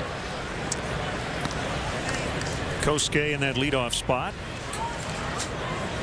has walked and scored and lined out to the warning track in deep left. Randy, how tough is it in the Cactus League to judge guys, because we know the ball carries extremely well, the infields are very hard, the ball seems to shoot through? I would imagine that that is a factor that you have to enter into the equation when you're judging players. Boy, as you know, baby, it's tough both offensively and defensively. It's a different game in the Cactus League. As you said, the ball in most places carries extremely well. It's a tough outfield to track the ball in, to get a good jump. The ball shoots through the infield, so you know, it really does make it tough, and you really do have to watch the games and really to pick out who's performing at the level you need them to. And again, as we said a little earlier, you got to go by the track record in a lot of cases over what you might see in a brief stint here in the Cactus League. Numbers for Maloney last year as he just walked Fukudome. Randy, I know you've known Mike Quade for a long time, going back to your college days at the University of New Orleans. It's a very interesting connection. Maybe walk us back 30+ years. Well, yeah, I can't believe it's been that long, but we were teammates at the University of New Orleans. Mike was a senior. I was a junior. I had transferred from a junior college, and I played 1 year with him. And he made a strong impression on me way back then. That ball's hit. Yeah, Starlin Castro to very deep center. And it's not coming back. A 2-run homer. Castro has done it again. So he and Scott Moore each with 2 home runs today, and the Cubs lead 6-5. It's a long way out there. It was to the left of the 433 sign, but you've got the high wall. He cranked it. He crushed it. Absolutely. Great swing. He is really swinging the bat great this spring. Well, went down and got a low fastball. I was watching the center fielder for the Reds, Drew Stubbs, as he tracked that ball over into left center, and you'll see him back off the wall. He was trying to play the angle. He thought it was going to hit the wall also. Castro got enough to ride it on out of here. So just like that, it's 6-5, the seesaw battle. Colvin takes the strike. Continue on your Mike Quade. Yeah, very history. Impressed with him. Yeah, just a tremendous work ethic. Really a great desire to win. You could tell that that whether he made it as a player or went into baseball as a coach, which he ultimately did, you knew he was going to be a guy that was just going to be driven to succeed. Followed his career after our paths separated there, and we both went our separate ways in pro ball, and always kept in touch with him. We were thrilled to have him join the organization 8-10 years ago in our minor league system, and he did a great job coaching third, and obviously the club just responded to him wonderfully last year, and I think it was a real tribute to him the way he handled a lot of situations, the way the club played for him down the stretch. He has seen it all, and he has done it all, but the one thing that's totally new to him is having a lot of input in terms of a roster. 17 years in the minors, you just manage the guys you're given. He understands that it's a team effort in determining what the opening day roster will look like, but I haven't asked Mike, but I'm sure he was excited thinking about becoming a big league manager, dreaming about it, being able to have a lot of input on the roster. Yeah, and I think he will have a lot of input. I think the decisions that we have left to make in terms of filling out the bench and maybe the last spots in the bullpen and that type of thing. Colvin with a base hit, his third hit. But I think those decisions, you're going to have to listen to what your manager has to say about how he envisions using his roster and you know, how he wants to fill out that bench. So he is going to have an awful lot of say-so and input into how we fill out those final spots on the club. In some ways, if you've done it at the minor league level for as long as he has, look, it's very difficult at every level, but there are so many challenges when the farm director or the general manager, assistant general manager, Means now playing center, will make the catch, calls and says, by the way, we're going to take your 3 best players and move them up to the next level. Go get them tonight. Yeah. Right? Exactly. It's not easy. It's not easy. And you know, one of the things that he brings to the table is a wealth, as you said, of experience in the minor leagues. And I think that really came into play right away when he took over the club. And there were a lot of things that happened maybe behind the scenes that, you know, that the fans don't know are going on. But there's meetings that are happening with veterans. There's meetings that are happening with young players where he's talking through situations. And he's drawing on all of his years of experience in how to handle those situations. And there were times where he got challenged by players about how he was handling things or how he was going to address a situation, and he handled them in the right way. And I think the club, again, rallied behind that and respected the way he ran the ball club. And I think sometimes, Randy, there's a misconception from the fans. If they don't see the manager screaming at a guy after he makes a mistake, they assume that he's just letting it go. And that's certainly not the case with Mike Quade or most major league managers. There's a right way and a wrong way to handle things. And Colvin thrown out again at second base, this time trying to get there as the ball got away from the catcher. The Cubs, however, get the lead. More with Randy Bush coming up. Come on, Mauer, put your skirt into it. This is the show, not ladies' night at the Duluth Puttin' Hut. I've seen better swings on a porch. Hey, maybe instead of the pure control system, we should have added a make Joe not choke system. Am I right? With a stick. Well played, Mauer. The show, rated E for everyone. PlayStation. At Dairy Queen, we don't stop at good enough. We don't just give you a cheeseburger. We give you our cheeseburger lovers deal. 2 singles for $2.22 or 2 doubles for $3.33. And I'm not just playing a guitar. I'm playing a guitar that sounds like dolphins. Because at Dairy Queen, good isn't good enough. The cheeseburger lovers deal. 2 for $2.22 or 2 doubles for $3.33. So good, it's ridiculous. In today's economy, getting tied up in a long-term contract can really be a trap. Watch it, brother. With Rent-A-Center, you can rent to own the brands you want without a long-term commitment. Now you're talking. And if you ever need to, you can stop and start back up whenever you want. Oops. So you'll never find yourself in a trap. Right now, rent to own a Toshiba 55-inch LCD HD TV. Just $29.99 a week. No credit, no long-term. At Rent-A-Center, the new way to shop in the new economy. Survival's all about staying power. So who will be the last man standing? Adrenaline series has twice the sweat-blocking power. Looks dry to me. The Degree Adrenaline series. Bulls, Jazz, tonight 8 East, 5 West on WGN America. Hey, Chicagoland viewers, how'd you like to win $5 footlongs from Subway? Just be the 500th texter to text Subway to 97999. Go to WGNTV.com for complete information and rules. We're here with Randy Bush, bottom of the 5th inning. The Reds and the Cubs today from Las Vegas. Right-hander Casey Coleman, part of the first ever 3-generation Major League pitching family in baseball history. Line shot, Mesoraco now catching. It's Devin Mesoraco you heard about earlier as he lines out to Alfonso Soriano. Randy, we saw some good stuff from Casey Coleman last year. He clearly has a good mound presence. Gosh, you hate to use the word Greg Maddux in the name. We're not comparing him to Greg Maddux, but the way he needs to throw strikes, doesn't throw hard. I think having Casey around a guy like Greg is a great thing. Oh, absolutely. And he's a wonderful young man. What a thrill for him to be the 3rd generation to pitch in the big leagues. And you can just imagine how proud his grandfather and father were of him. And we're just thrilled with the way he's come along and developed. He's a guy that, he's not going to wow the scouts with his velocity, but what he does is he pitches, and he really changes speeds. He keeps the ball off the big part of the bat. He's a young man we think is going to get better and better, and again, he's a guy that out in Arizona, I don't think these conditions really favor a guy who really needs to hit his spots, and it's going to be tough for him to really show his best out here because of the conditions out here like we talked about before. He does pitch to contact a lot. That's his game, and that's what we want him to do.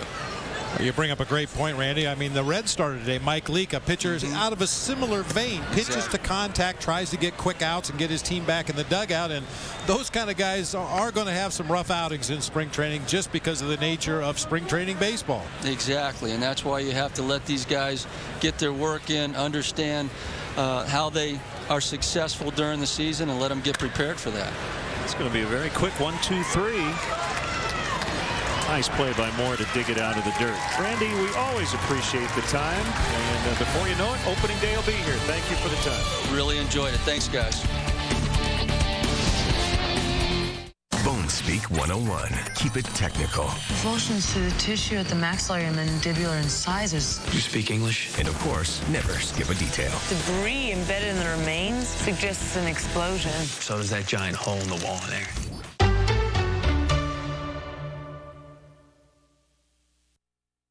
We at Bud Light, like most advertisers, were going to run a 3D commercial this year. In fact, we made one, but it didn't test well. Here we go.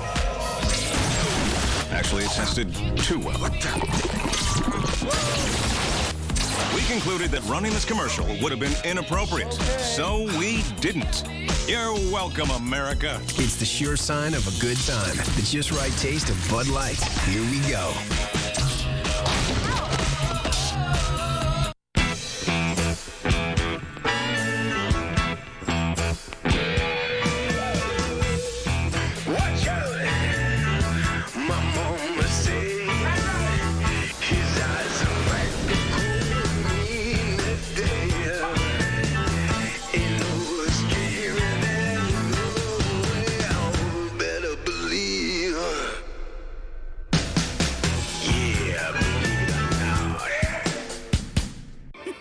Here at Planners, every day is remarkable. Case in point. Someone call Alejandro! Did someone call Alejandro? Oh, he's so bold. Well, you know what they say about almonds. You realize I can hear you, right? Ole. I gotta admit, there's a lot of fire in that boy. Planters almonds, remarkably roasted with real herbs and spices.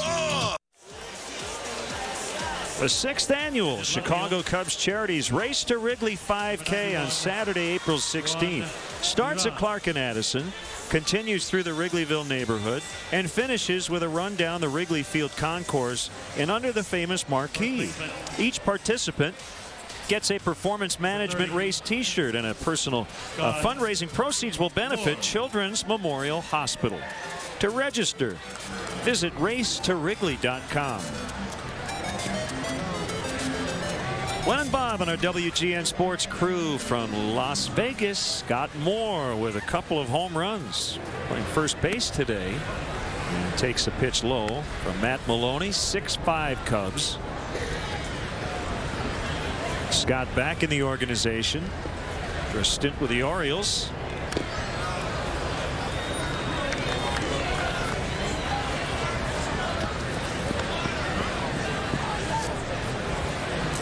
We're talking with Randy Bush about the fields in the Cactus League, how the ball seems to carry very well, even though the dimensions are a lot bigger than most major league parks.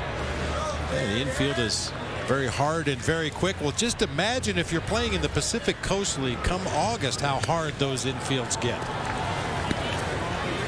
Not a very appetizing proposition for a third baseman. You look into the dugout and your skipper tells you, yeah, come in a little bit, he might bunt. And that ball goes rocketing past.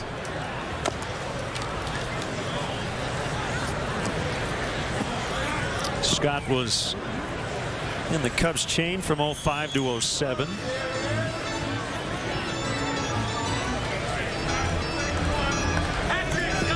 Came back in a minor league deal in November. 41 games with Baltimore last year. Split the year between the Orioles and their AAA affiliate and Norfolk.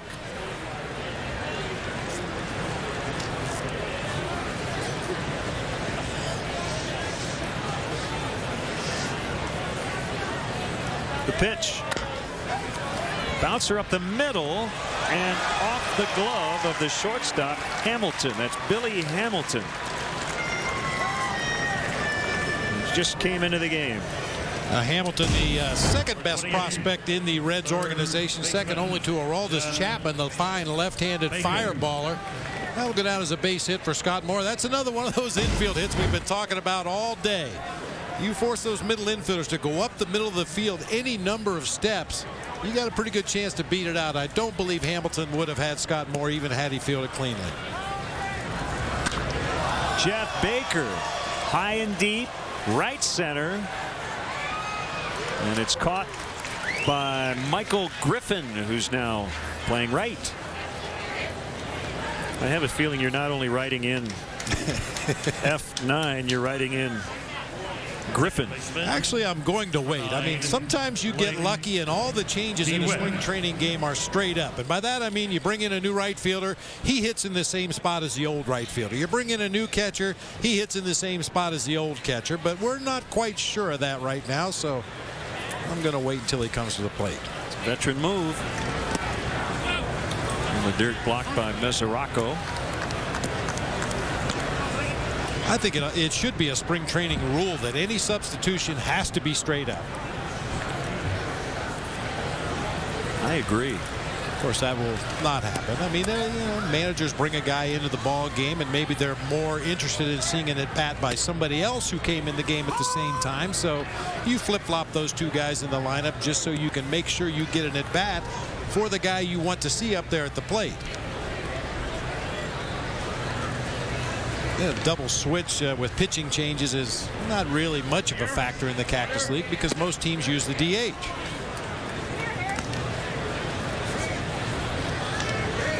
And it's something the Cubs have not done a whole lot of, use the DH.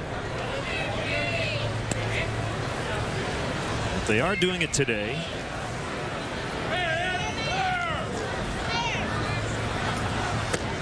Called strike three. DeWitt erased.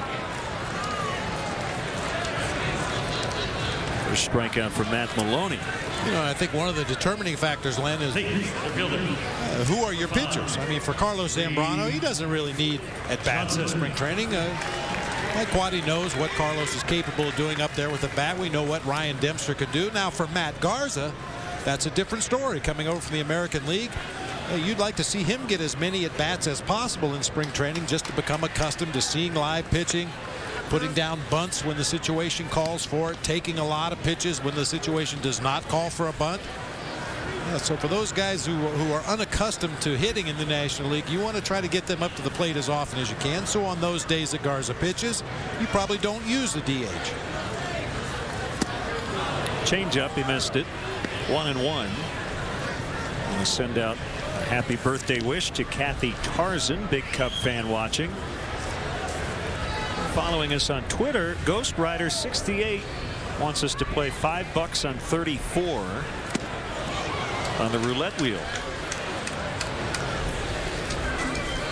I'll let you handle that one. Okay.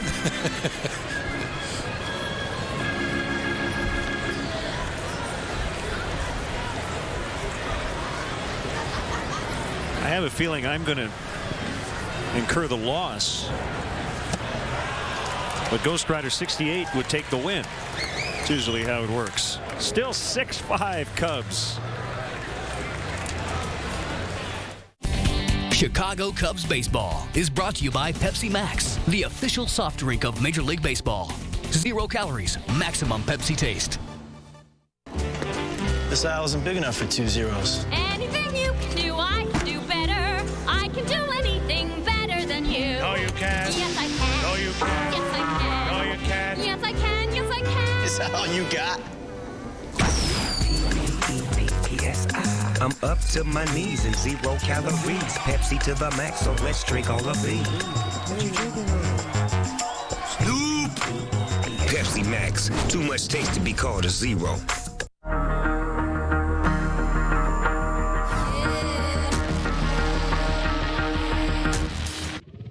Wait for it. Boom.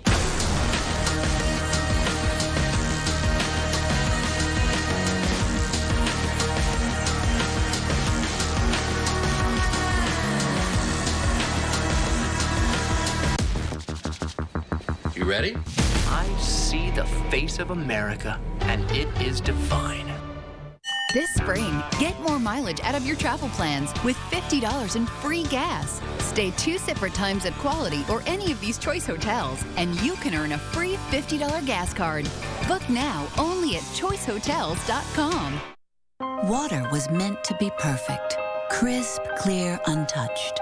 That's why there's Brita, to make the water we drink taste a little more perfect. Reduce lead and other impurities with the advanced filtration system of Brita. Marry me. Richard, I need you to impregnate me. No. No is the word you're looking for. It's going to be legendary. Now look at our Lincoln Mercury upcoming Cubs schedule. Tomorrow the Dodgers are here. Cubs and Dodgers from Vegas.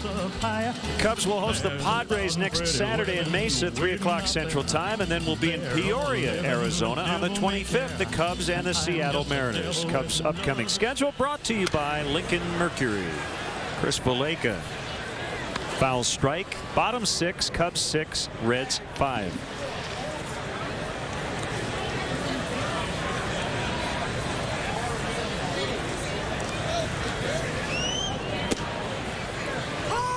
James Russell started it, went 3 innings, gave up 5 hits, 4 runs, only 1 earned run, however. Walked 2, struck out 2. Carlos Marmol charged with a run. Up the middle, and Castro can't get it. First run allowed by Marmol in 5 spring training appearances. The center fielder, number 90, Andrew Means. Andrew Means has been in center for a bit, being vague on purpose.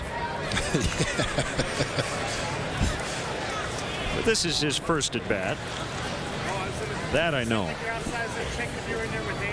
Well, the other thing you can tell, I mean, number one, the minor league camp guys bounce to third. Baker, DeWitt to Moore. They just got him. Double play, 2 down. The minor league guys generally don't have the names on the backs of the uniforms, but they also, the helmets are a little different. The minor league guys all wear the double flapped helmets. Billy Hamilton. Sometimes the uniform might be slightly different. That doesn't matter. You get to play in a big league game in spring training. It doesn't matter if your uniform isn't even the same color as the rest of the team. Just to get the opportunity to go out there and show your manager and coaching staff and teammates what you're all about. Another minor leaguer brought on this trip, Billy Hamilton. Again, one of their top prospects.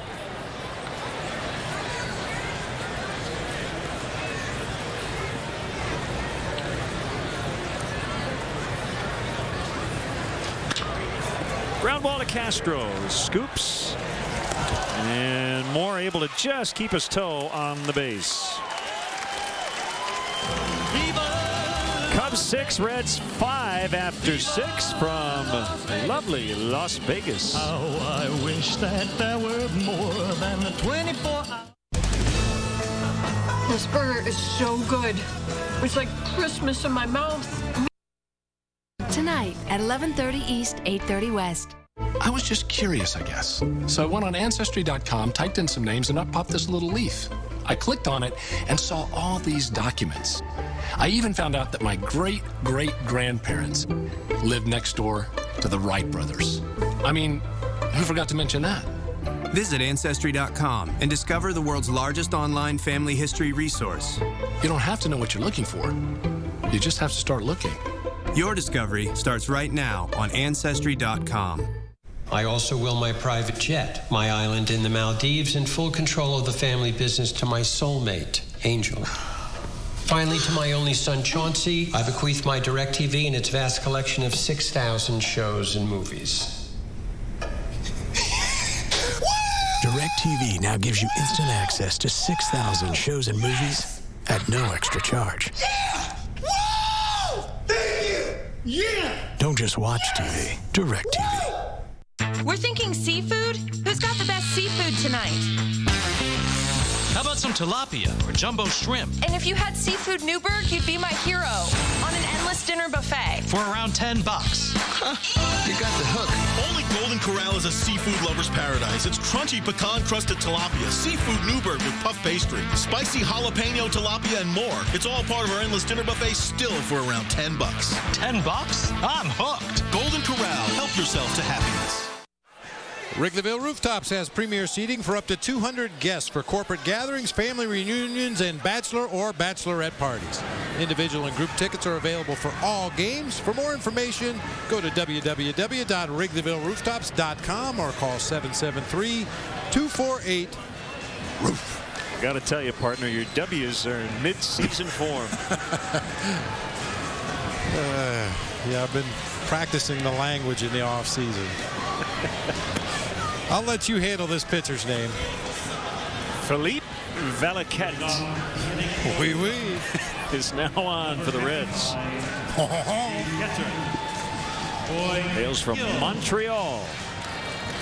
7th round pick in 2004.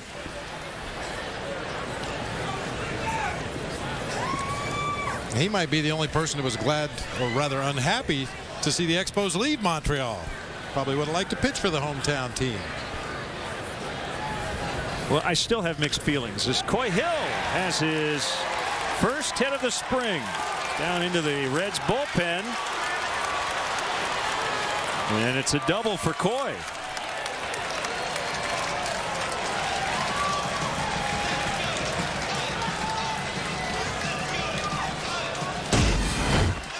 Hitters call this turn and burn. Fastball on the inside part of the plate, a topspin grounder right down the third base line. It's down past that beer garden we were talking about earlier. That's one of those balls that would have hit the fence and ricocheted behind the beer garden, but as it is, it gets away from the left fielder just long enough for Coy Hill to chug into second with a double. Cubs top prospect Brett Jackson batting for Fukudome. Outside, ball one. I think you would agree, Bob. We always enjoyed going to Montreal. It was the ballpark that everybody disliked. And the emptiness of that ballpark, yeah. Montreal's a wonderful, wonderful city. Always had a great time when we went there, but it was like playing in a hospital waiting room. Very, very quiet environment for a baseball game.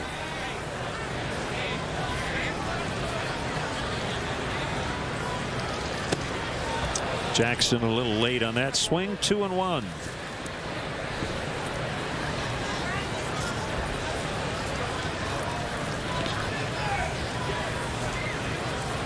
Cubs first-round pick out of Cal Berkeley in 2009. Cal dropping its baseball program after this season. Hard to believe. Diving stop by Vidal, the third baseman. But Jackson beats it out.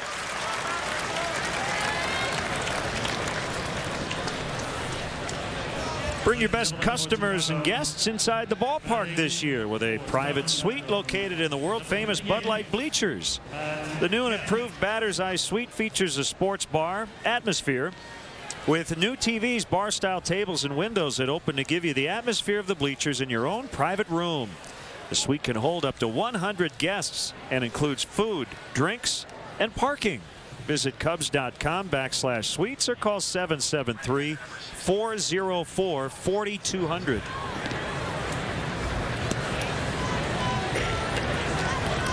Matt Camp looks at a fastball high. 2 on, nobody out.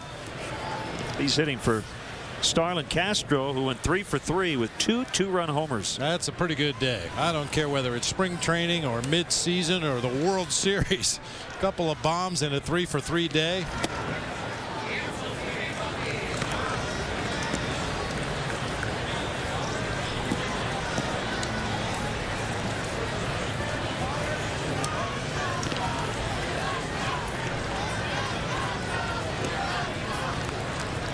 On the way. It's a strike, 2-1. A couple of long balls for Starlin Castro back in the first inning to straightaway left field after we were just talking about him possibly hitting for some more power. He shows that he can. Then in the 5th inning really flexed his muscles, golfed a low fastball almost to straightaway center field. High chopper, and the tag applied by the first baseman Dorn to get Camp.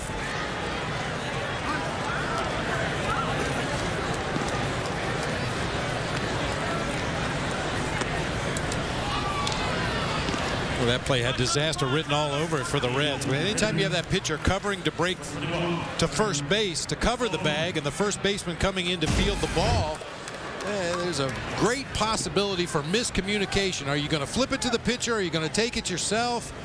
And eventually the tag is applied before Camp can get to the bag.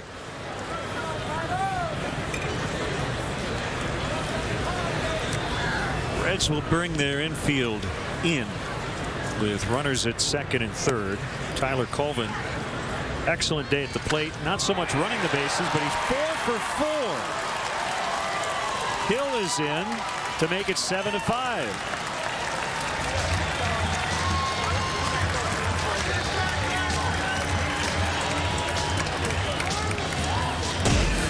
Might have a chance to play 2 on this ball, but Tyler hit it so hard through the right side of the infield. The ball got to the right fielder in a hurry, and even with Brett Jackson's great speed out there at second base, he's unable to score on that smash to right field.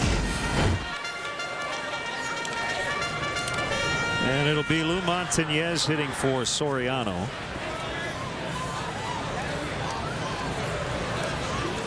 Reds now double play depth.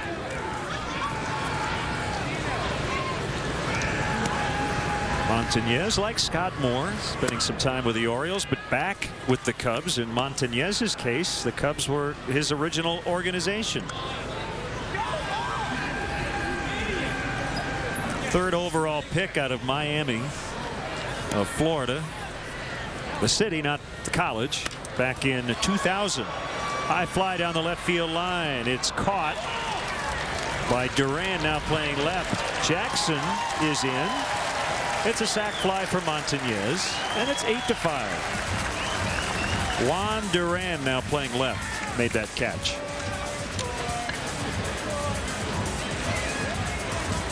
Very well placed sacrifice fly that time by Montañez, right down the third base line. The fielder was on a dead sprint as he got into position to make the play right there. Had no opportunity to gather himself and throw the plate. And once again, with Brett Jackson's great speed, I don't think they would have had any chance to get him anyway.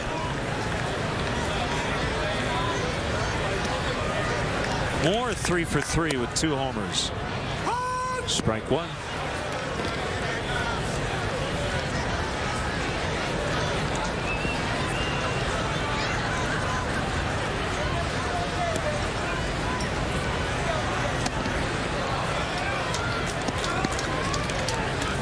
One thing you have to be impressed on, not only with Scott Moore today, we've seen Tyler Colvin. These guys have had at-bats against left-handed pitching today. They hang in really well against lefties.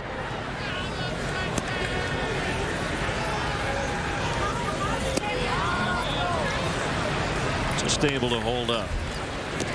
Yeah, these are valuable at-bats for the left-handed hitters who don't get a lot of experience in the regular season against left-handed pitching.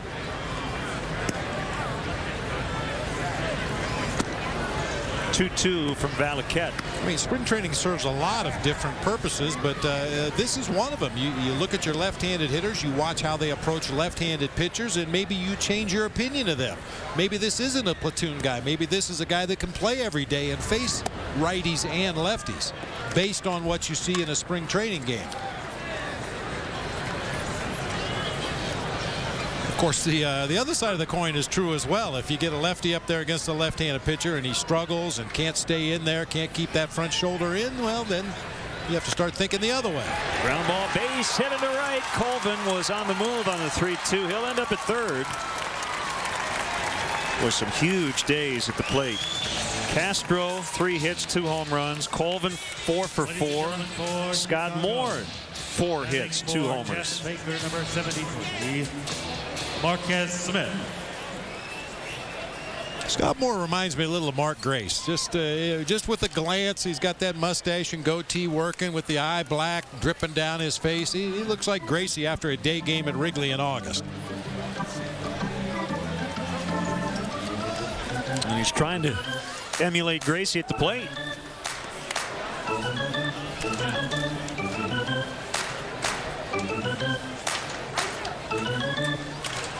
Marquez Smith batting for Baker, and he'll stay in and play third.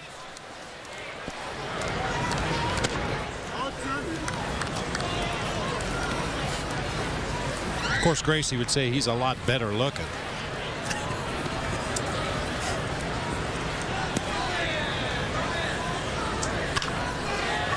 Backhanded play by Vidal, the third baseman. Nicely done to get Smith. And that ends the inning. Stretch time from Vegas. Cubs 8, Reds 5. If you have psoriasis, you know how it feels. The itching, the redness, the flaking skin. As a doctor, I recommend Psoriasin. It's strong medicine that relieves stubborn symptoms and helps prevent recurrence. Psoriasin for complete symptom relief.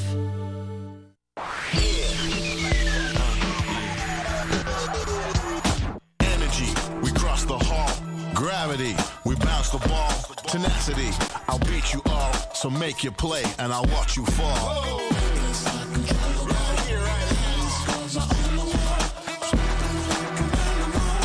Ruthless individual.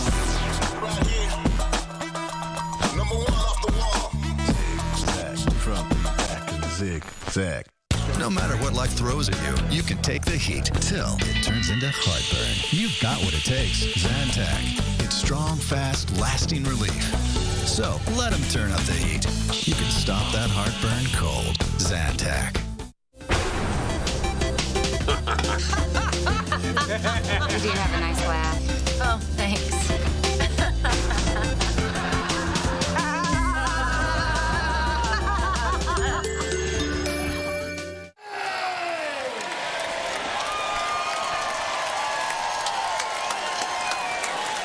Join Chris Collinsworth, actress Jill Wagner, comedian Alonzo Bodden for Inside the Vault this week. Chris and the gang talking sports, barbecues, tailgating, and the Triple Crown of auto racing. Inside the Vault Sunday at 12:30 on WGN Chicago, 6 p.m. on WGN America. You can get Inside the Vault now at InsideTheVault.tv.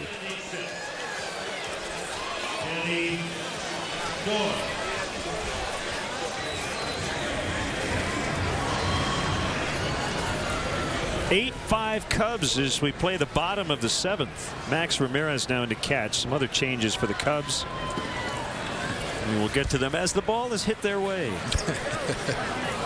Hey, partner, I know you've got it dialed up there on the computer. What's happening with the other Cubs split squad team today?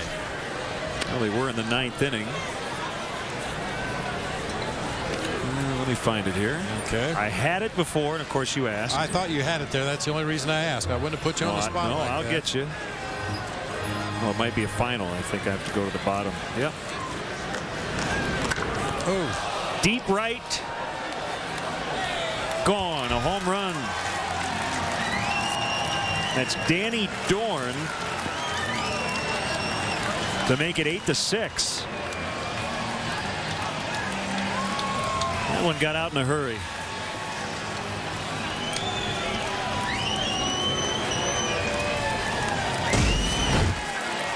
Well, the left-handed hitters really feasting here at Cashman Park today. Seems like every lefty's gone up there to the plate and had good rips, and this time Danny Dorn with a line drive home run. Watch out there, Bessie. The Reds beat the Cubs in the other split squad 7-6 in Mesa. Heisey and Hermida with home runs for the Reds. Try to get you some other details on some of the Cubs in that game. I know Bobby Scales had a big day. David Vidal.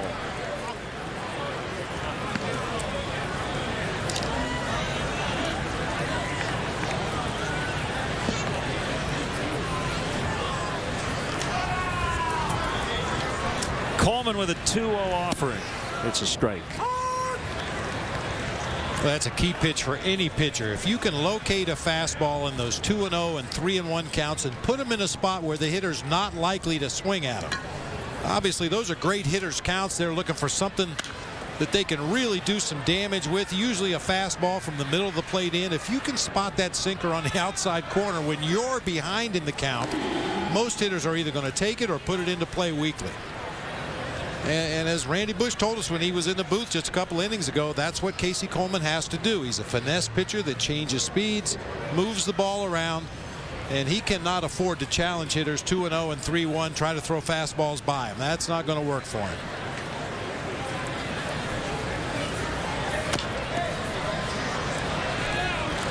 Marquez Smith for out number 1.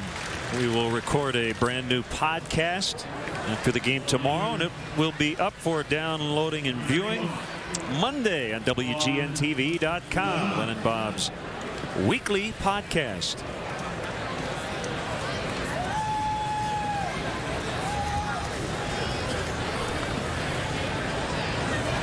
Juan Duran.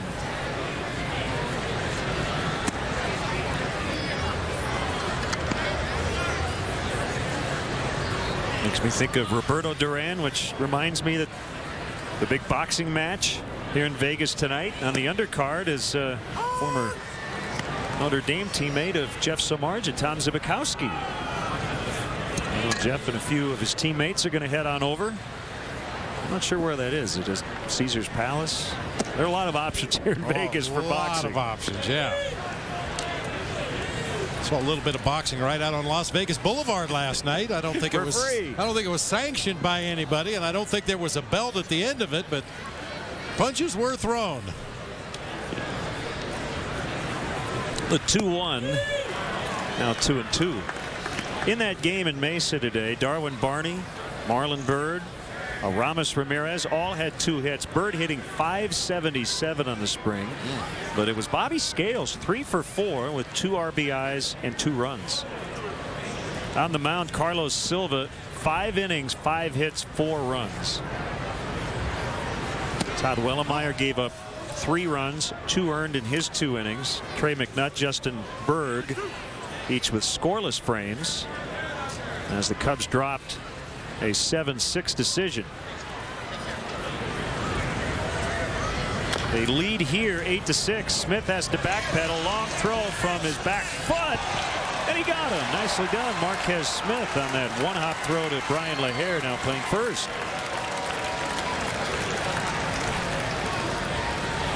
We saw it happen earlier in the game with Jeff Baker. When a third baseman backs up, usually you're not going to have much of a chance, but he had no choice. That high hopper was going to get over his head into left field, so he backs up all the way to the edge of the infield grass, unloads quickly, and a great stretch over at first base by Scott Moore to get the out.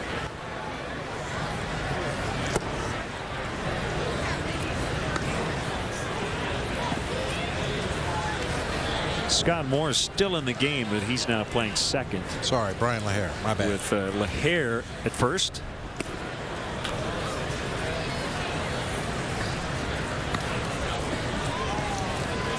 Musical chairs in the field right now.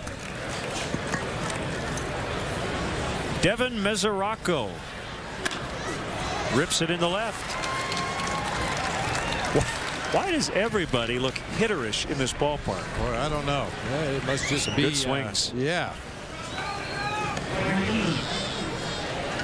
A lot of good swings, a lot of hard hit balls. As you said earlier, a lot of big days for guys in both lineups. This has always been a very offense-oriented ballpark, whether it be Pacific Coast League or spring training.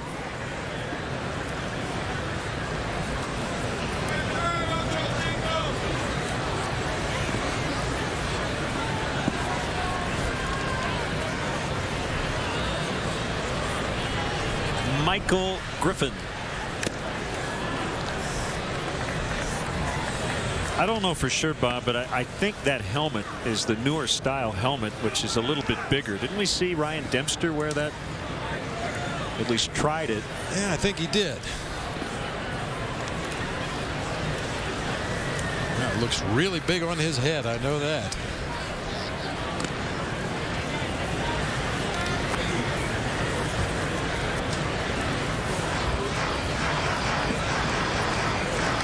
I saw that they're trying to and have developed a helmet for pitchers. I think they may try it, at the amateur level. Long run, Brett Jackson, diving attempt, but he couldn't get it. Good effort. I don't know if you saw it, Bob. It's not really a helmet, but it's more of a cover for your regular hat, and they're trying to essentially protect the very sensitive areas of your head. And I think in 10 years pitchers will be wearing protection on their head. I just think that's where we are headed, and I think it's the right thing. Well, I'd hate to think they were going to wait until something really bad happens. I just think the nature of the game itself, it's much faster. The ball comes off the bat much faster than it used to. And certainly those pitchers are, by the time they release the ball after their stride and their delivery to home plate, in many cases they're standing, 52, 55 feet away from home plate, and there's just not enough reaction time for a guy to protect himself on those balls that are hit hard right back up the middle of the field. And you might even worry more about amateur players because of aluminum bats. Griffin with a base hit. I think this discussion is kind of in the news again because of just an awful accident in Florida a few days ago. Former Cub Luis Salazar, a minor league manager in the Braves system, got hit in the face by a Brian McCann liner and has been recovering in the hospital. A very, very scary situation. And as you used to do when you managed the Diamondbacks, you'd sit outside the dugout during spring training. Coaches and the manager rarely will sit in the dugout.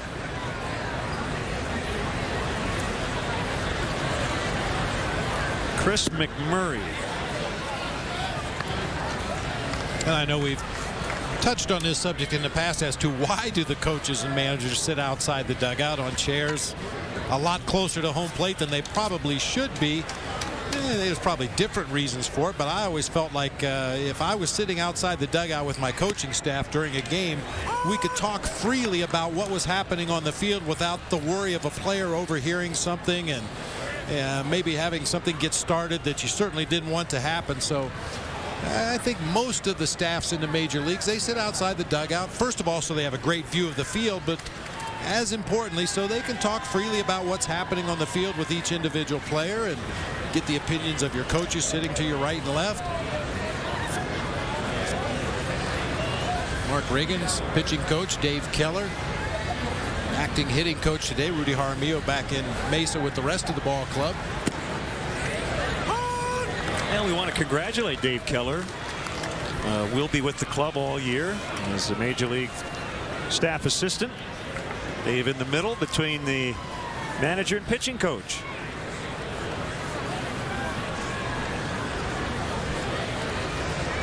Major League Special Assistant Dave Keller.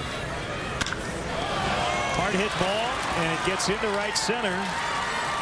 Mesoraco will score, and all of a sudden it's a one-run game, 8-7.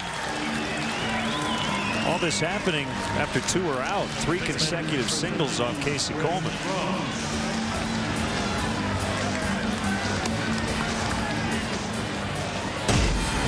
Another hard hit ball, this time back up the middle of the field. That's a sinker that just caught a little bit too much plate. You can see right there, Scotty Moore maybe screened just a little bit by second base umpire Dana DeMuth. That will happen on occasion when the defender is playing so far behind the umpire who's inside the baseline, and that ball happens to get in your line of vision. It looked like Scotty Moore didn't have a real good beat on that ball.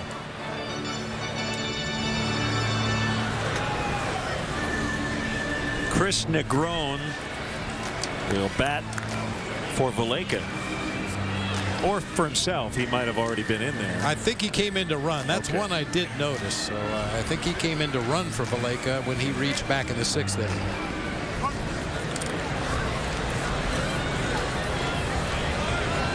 Well, he's done a good job because we didn't notice him on defense. Ball 1. All right, we'll accept that.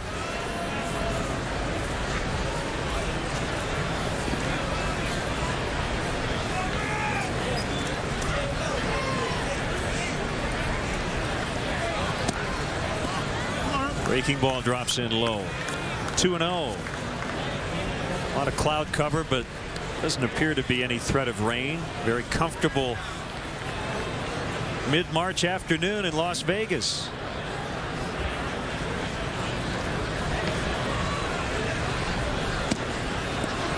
Two and 1. Man, certainly not that Casey Coleman needs me to defend him at all, but as I mentioned earlier, when we knew he was going to follow James Russell at some point in this game, he was really under the weather this morning on that bus ride to the ballpark. So much, in fact, that I moved several rows away from him just to make sure that none of the germs made it up to my section of the bus. You are so understanding.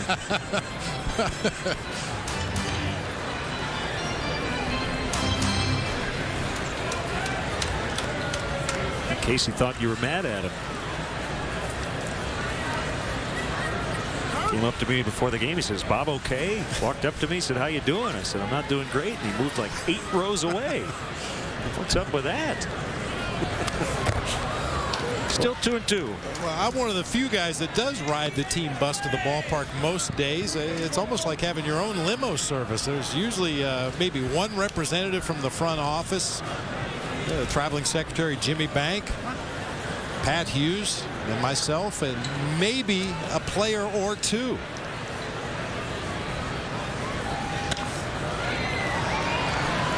Reed Johnson still in there, and he makes the catch to end the inning. They get 2, and we'll head to the 8th. Cubs lead by 1.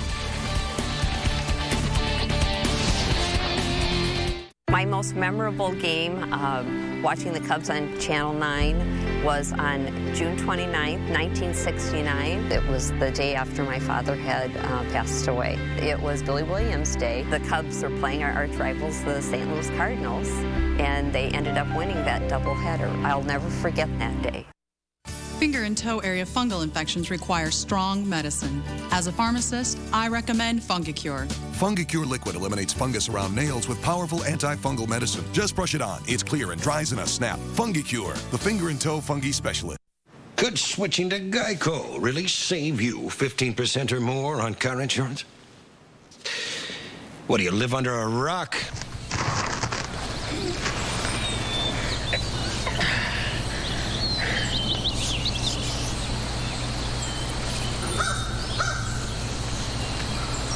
No way. Hey, Rick, check this out. Geico. 15 minutes could save you 15% or more on car insurance. With diabetes, it's tough to keep life balanced. I don't always have time to eat like I should. And the more I focus on everything else, the less time I have to take care of me. That's why I like Glucerna shakes. They have slowly digestible carbs to help minimize blood sugar spikes, which can help lower A1C. Glucerna products help me keep everything balanced. I'm good. Well, almost everything. Glucerna, delicious shakes, bars, and cereal, helping people with diabetes find balance. Now at Best Western, stay 3 separate times and earn a free night. That one. With 3 types of hotels and over 4,000 independently owned locations, you can always find the perfect one for your trip, where you're cared for and rewarded. Best Western, the world's biggest hotel family. First baseman, number 6. Looking for a place to host your best customers and guests every game? Join celebrities, Cubs legends, and Chicago's top executives with season tickets in the PNC Club of Chicago. Your membership includes high-end catering, a top-shelf bar, VIP parking. Climate-controlled seating guarantees your comfort any time of year. For info, contact the Premier Sales Team, 773-404-4200 or Cubs.com/suites. Brian LaHare playing first, getting his first at bat against right-hander Jerry Gill, who cannot field that bouncer, but Negron did and made the play.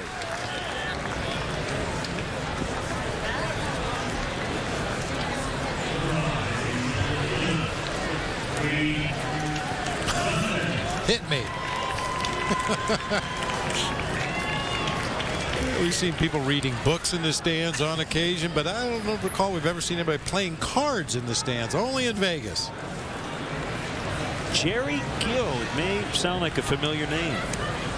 A former position player. Johnson missed that breaking ball. He was converted to the mound in 2008. Was an infielder. Made his debut as a position player with the Diamondbacks in 2004.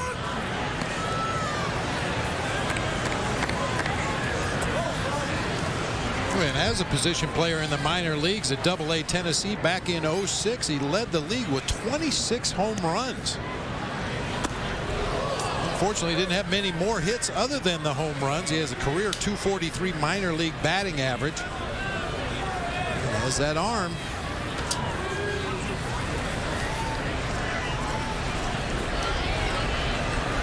His numbers have not been good on the mound, but they obviously like his stuff. Just missed. Yikes. That's the one as a hitter that's tough to get out of the way of. Your natural instinct on an inside pitch is to back away from it, but when it's thrown behind you, you'll back right into the flight of the ball. That time, Reed Johnson just did a turtle. Just tried to suck your head down into your shoulders and duck straight down.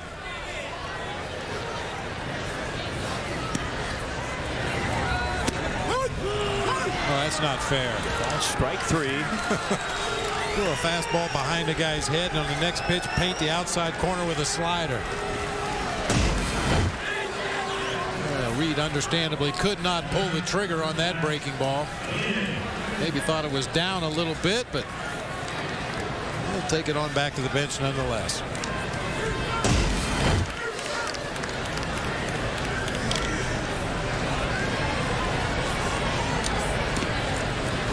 Max Ramirez now catching.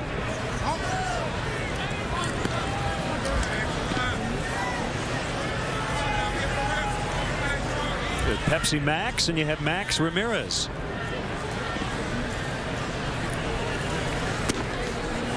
Fastball strike.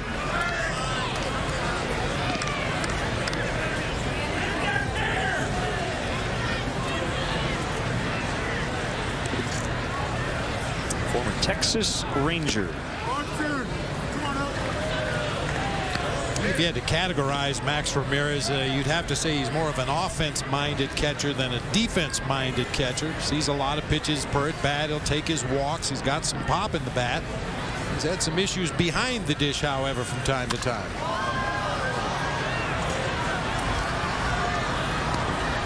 Send a shout out to Terry Shapiro, rooting on the Cubs today on WGN.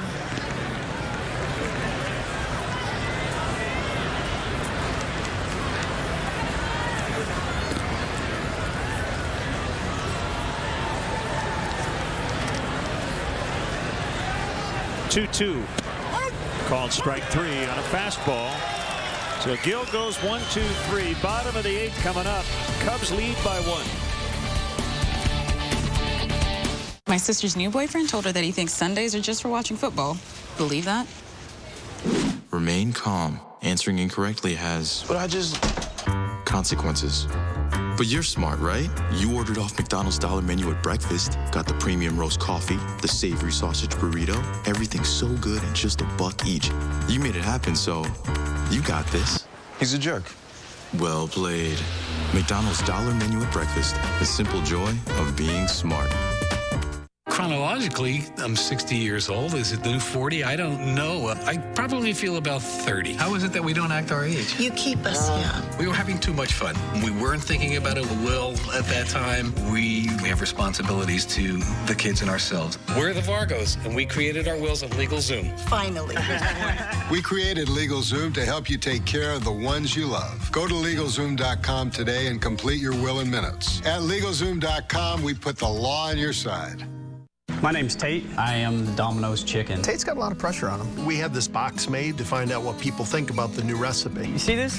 This is made with 100% white breast meat. It's not a bunch of different chicken bits all mashed together. Imagine if your boss had the entire country rate your performance on a box of chicken.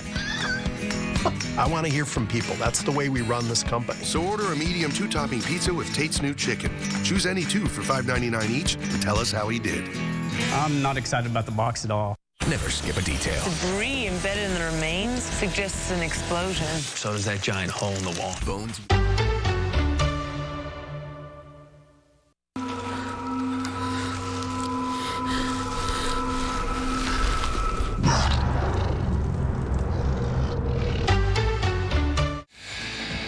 Hey, be sure to tune in tonight. WGN, 7 o'clock. The Bulls will battle the Utah Jazz. Special night. Stick around at halftime as the Bulls will honor MJ and the rest of the 91 world champs. That's the Bulls hosting the Jazz tonight right here on WGN. I happened to be at the Charlotte game earlier this year. Michael Jordan was sitting courtside with Scottie Pippen. They got about a 5-minute standing ovation. Why not? Yeah. Andrew Means takes a strike from Casey Coleman. Tony Campana now playing right for the Cubs. Fouled back. 0-2.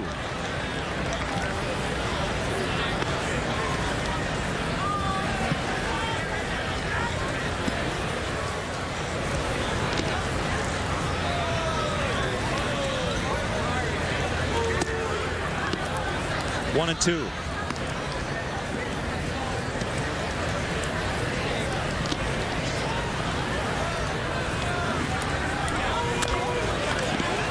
Well, that dirt in front of home plate is very, very hard. We've seen some high bouncers. Matt Camp made that play. Almost looks like the days of the AstroTurf field when you could just pound that ball down into the ground in front of home plate and hope that the ball bounced high enough to allow you to reach.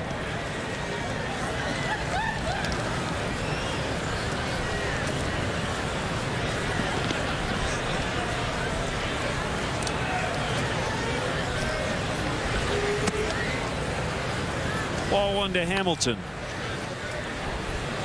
Congrats to Ruben Amaro Jr. just after giving Charlie Manuel a 2-year extension. Amaro himself got a 4-year contract. That announced by the Phillies today.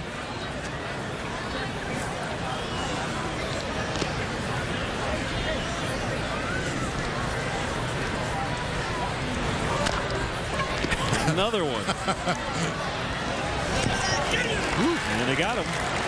Scott Moore with a play that time. No time to spare whatsoever that time. Hamilton really busting it down that line. You can see why he's second on the list of prospects in the Reds organization with that kind of speed. Turned a routine 2-hopper to second base into a bang-bang play at first.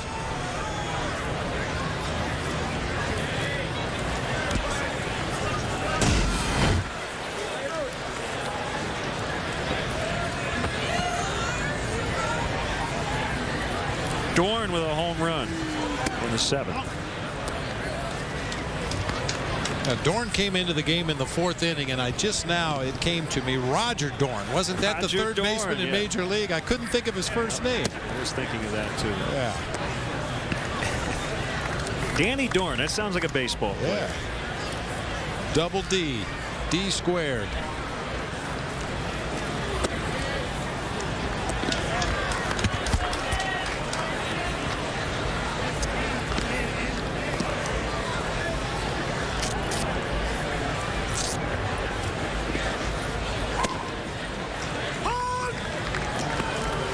Three and one.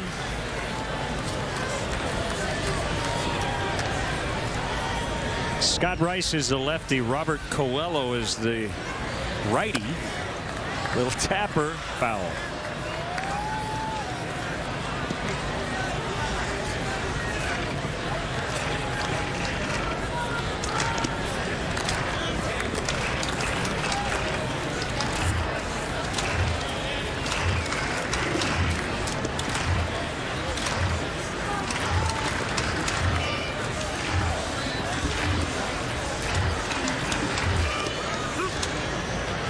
Big day today for Starlin Castro, Scott Moore, each with a pair of home runs.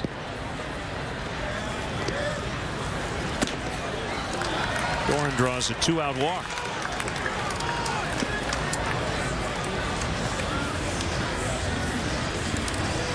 We've seen this pitching alignment a fair amount over the last several days. The starter going 3, 4, or 5. A reliever coming in for 1 in the 4th, 5th, or 6th, and then another starting pitcher finishing the game. Today, Russell started. Marmol got an inning, and now it's been Casey Coleman for the last 4.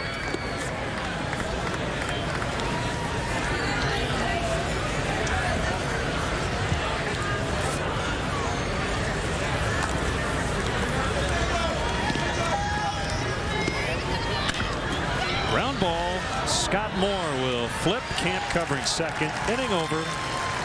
We'll head off to the 9th. Cubs leading by a run. I was in my last year of college. 13 years old. I was 12. 14. My favorite Cubs memory on WGN. September 16, 1972. The wind was blowing out. It was Billy Williams Day. Kerry Wood's 20 strikeout game. Bert Hooten hit a grand slam. Division clinching game in Pittsburgh. They lost 23-22.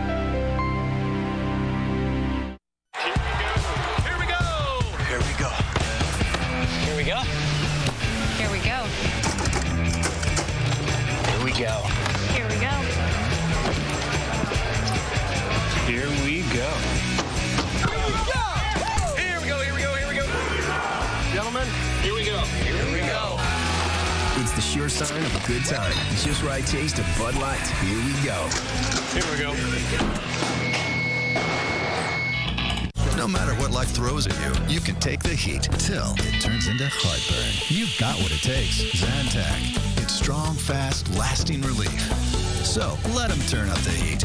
You can stop that heartburn cold. Zantac.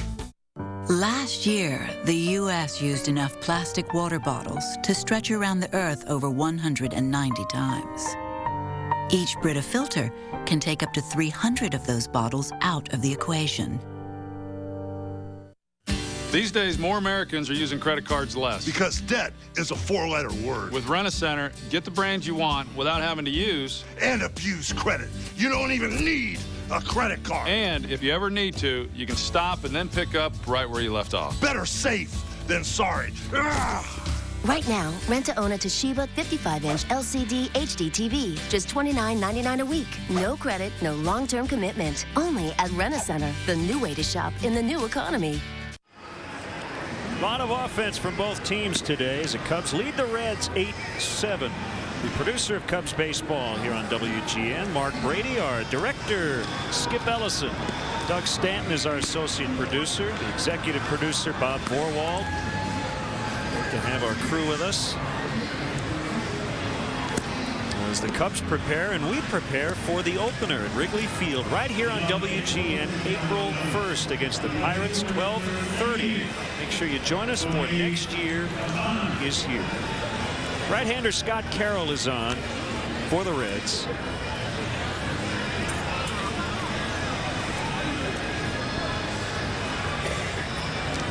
Tony Campana will be the hitter. Tony Campana. Tony Campana is a real interesting guy, Len. We talk a lot about your prototypical leadoff hitters and the dearth of them at the major league level. Tony Campana is a guy that projects to be a leadoff hitter. He bunts, he slaps the ball around, he runs extremely well. He's had great success stealing bases at the minor league level. But you have to wonder about his future with the organization, given the fact that Brett Jackson would appear to be the heir apparent in center field for the Cubs. And with that in mind, Tony Campana, as well as a lot of the other Cubs minor leaguers, not only play center field, but he'll slide over and play left field from time to time. But he looks like what you would classify as a leadoff hitter. Bunts well. 5'8", 165 pounds. 3 years in the minors. He has not yet homered, so doesn't hit for any power. I'd like to see him walk just a little bit more, but he's hit .299 in 3 seasons.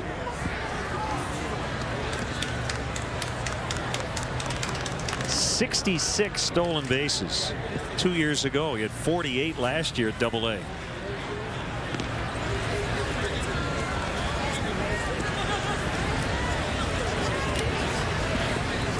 I'm sure because of his size or lack of size, he has been told at every turn that he wasn't going to make it. So he's the kind of guy you root for, no question. Swing and a miss. Ball out of the mid of Mesoraco, and he'll fire to first. You can see that speed.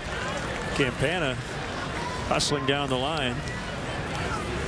Well, it really first became apparent to me when I saw some minor league spring training games the last couple of years. And at the end of the game, the guys will go into the outfield and get their running in. Sometimes they run foul pole to foul pole. Sometimes they run sprints. And it's kind of one of those necessary evils. It's just something that players have to do to maintain their conditioning. Nobody really looks forward to it. But when you saw Tony Campana go out on the outfield to run after his games, he looked like he was trying to score the winning run in Game 7 of a World Series.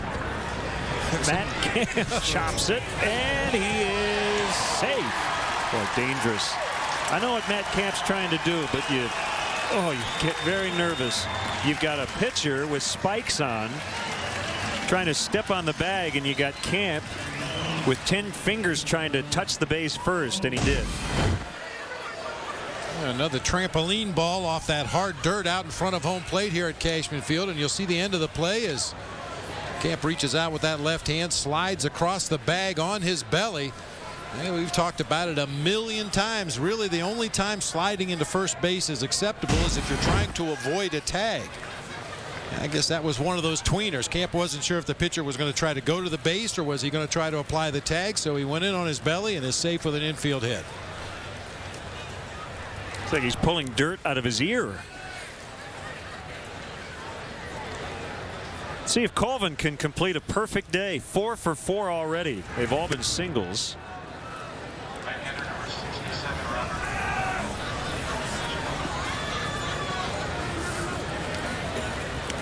I would say this about that play at first. If Camp had not gone head first, there probably would have been a collision. So he did avoid that. And Carroll is not a small guy. Oof.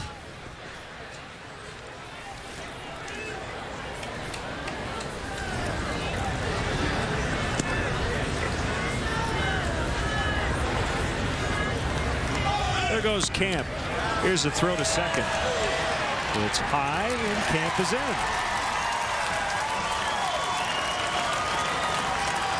Mike Quaddy talked about Matt Camp the other day, Bob. He seems to make something happen every time he gets in the lineup, and today got in late. Did not start the game, but you just always seem to mention Matt Camp. Plays a lot of different positions. That slide into first base was just a practice for the slide into second base. Right.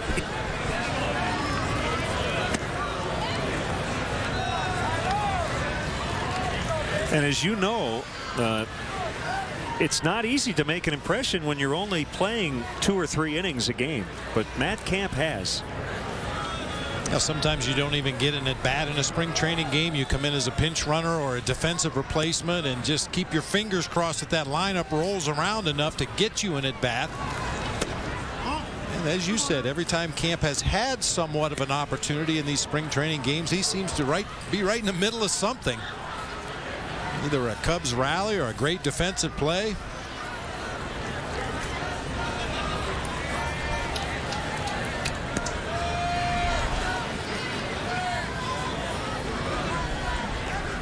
Here comes a 3-1. Colvin fouls it away.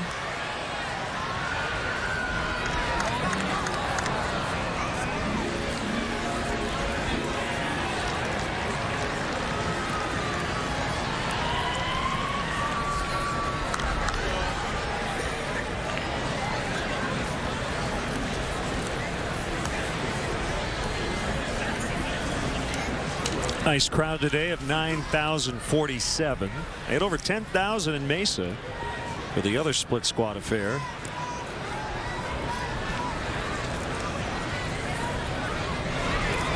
Breaking ball, and Colvin missed it. Retired for the first time.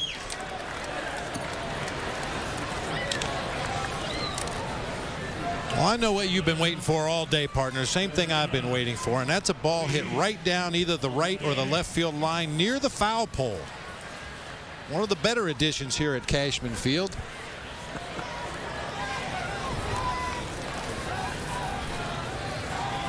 We're going to have to get a closer shot than that to really appreciate the new foul poles here at Cashman. Montañez with a sac fly. All right, let's see what you're talking about here. That's what we're talking about.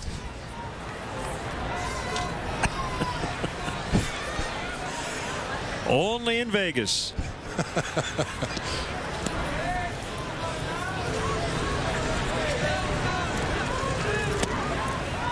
Breaking ball, strike. 1-1.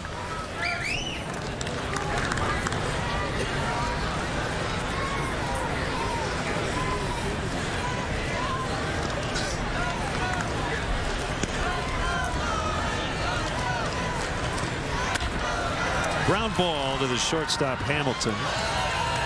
And we will head to the bottom of the ninth. Cubs trying to close them out. It's 8-7.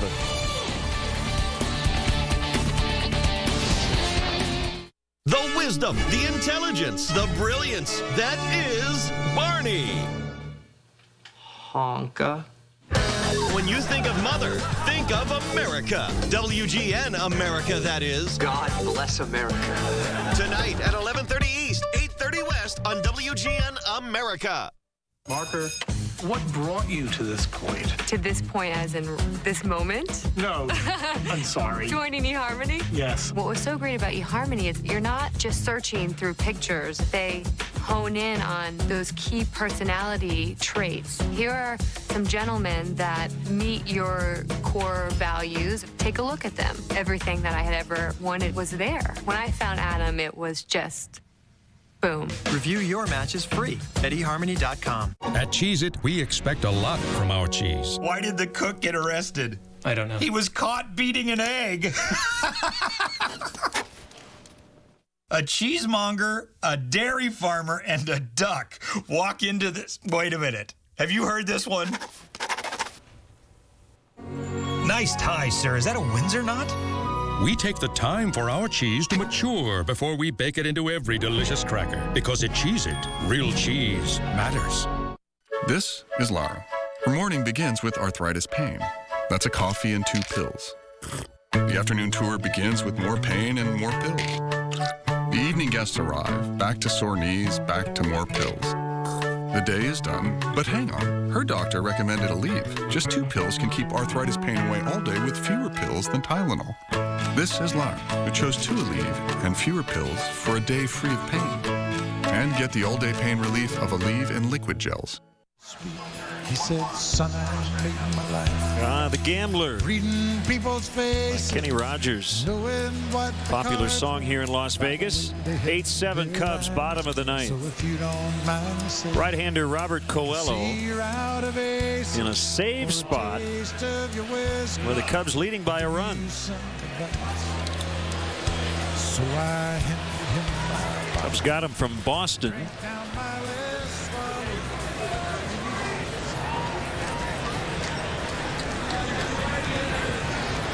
Juan Duran will bat.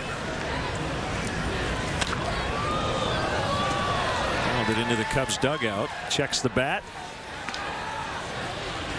Cubs will stay here and play the Dodgers tomorrow. The Reds will fly back to Arizona.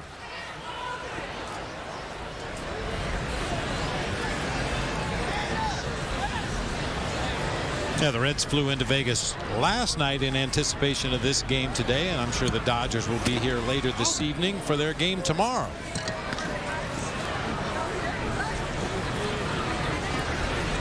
Wouldn't make much sense to fly up from Phoenix, play a game, and fly back. You got to toss the boys a bone, let them have one night on the town.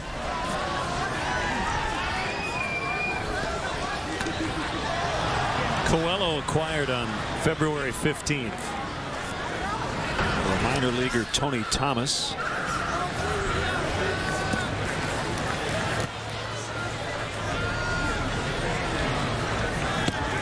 Got him. Called strike 3.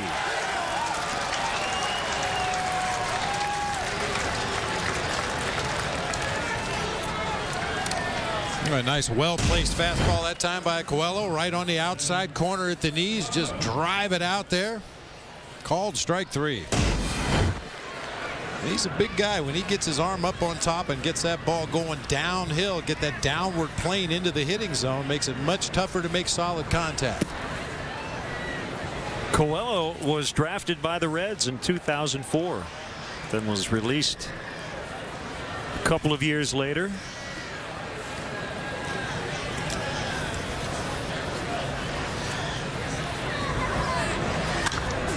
Zarocco with a base hit, tying run is aboard.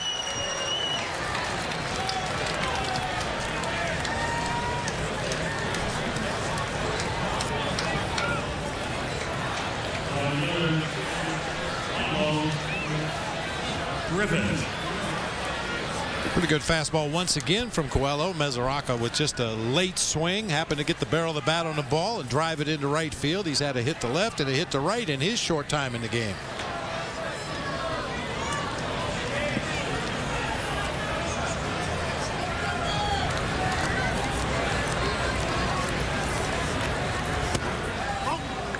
Inside to Griffin.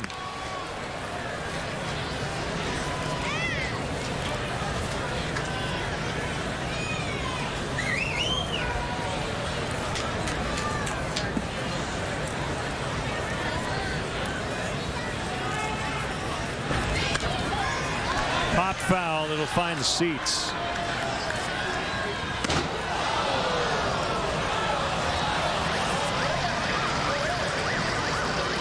Three o'clock Central tomorrow on WGN.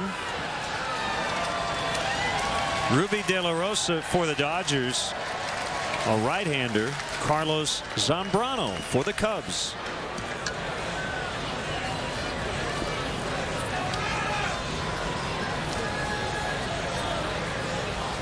New Jersey native Robert Coelho with a 1-1. Fastball missed outside. You know, Len, you touched on it earlier, the pattern that the Cubs have been following recently with a starting pitcher going 3, 4, 5 innings.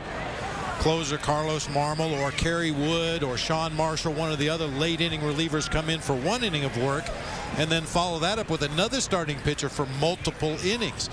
The problem you run into as you get deeper and deeper in camp is those starting pitchers are going to start going 5, 6, 7 innings. It's not going to be as easy to get everybody the innings that you need to get them ready for the season. That's why you cut the squad down. The guys that you know are not going to make the big league club head on back to minor league camp where they can continue to build up their pitch counts and their arm strength to prepare for their minor league season. And you can get the guys on the staff that are going to break camp and go north the innings and the work that they need to prepare for the regular season.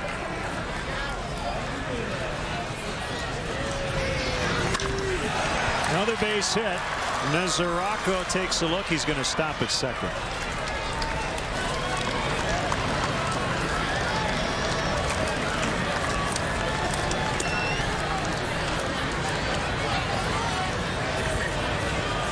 Designated hitter, number 86, Chris Chris McMurray now in that DH spot. He picked up an RBI single in the 7th.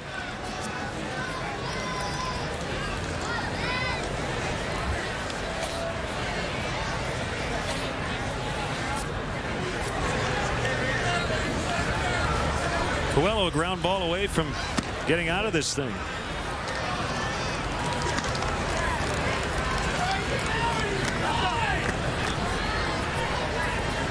A brief delay while Max Ramirez, the Cubs catcher, stepped out in front of home plate and went through a series of signs just alerting his infielders where he was going to throw the ball in the event of an attempted double steal.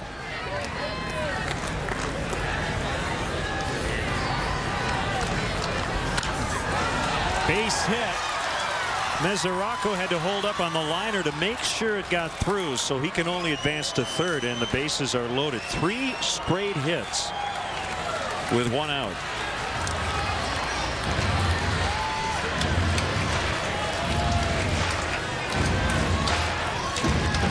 The second baseman, number 71. Well, he's still 1 ground ball at a defender away from ending this ball game. He just needs to get that ball down around the knees once again. Some of those fastballs are straying up in the zone where the hitter can get a better look at it and have a better chance of getting the barrel of the bat on the ball. Mark Riggins out to talk. Each team with 15 hits. Len, I don't have the list in front of me, but one of the things Mark Riggins instituted this year, his first as the major league pitching instructor here with the Cubs, was a series of fines. If you walk a batter with 2 outs in the inning, that'll cost you, I don't know, 50 cents. Give up an 0-2 base hit, that'll cost you 50 cents. Just a number of different game situations. And the point isn't to take the money away from the players, because most of these guys can afford 50 cents, but it's the idea of thinking, okay, this is an 0-2 count. I know Riggs doesn't want me to give up any hits on 0-2 counts, so I'm really going to focus on executing a good pitch right here. And personally, I think it's a good thing to do. Anything you can do to reinforce positive things in the game and try to eliminate the negative things, even if you have a little fun with it, I think it helps a pitching staff immensely to start thinking along with the game. Nobody up in the pen. This is Coelho's inning, and a pop-up behind the plate. Ramirez gives it a look. We'll get to the seats. There's a lot of foul territory here in this ballpark, but very little behind home plate. Yeah, especially down the right field line. We saw Brett Jackson run a half a mile to try to catch a foul pop-up down that right field line.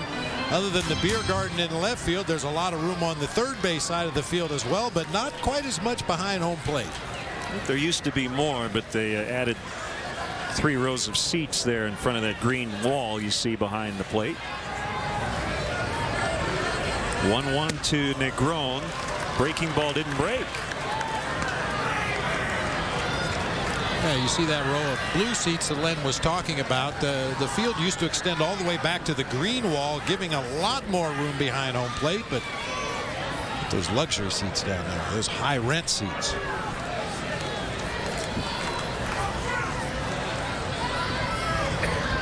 Two-1. Now 2-2.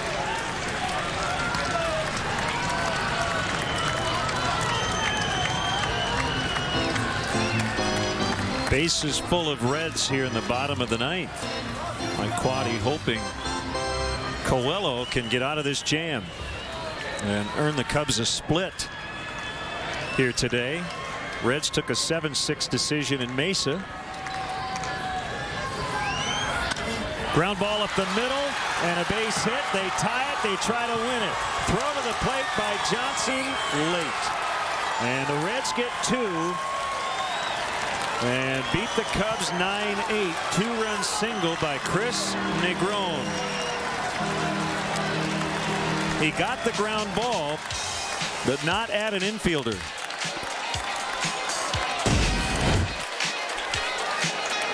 See another pitch up, this time a breaking ball that just kind of rolled up there belt high in the middle of the plate. As you said, he did get the ground ball, but unfortunately when he was unable to make the play, nobody else on his infield could get to it.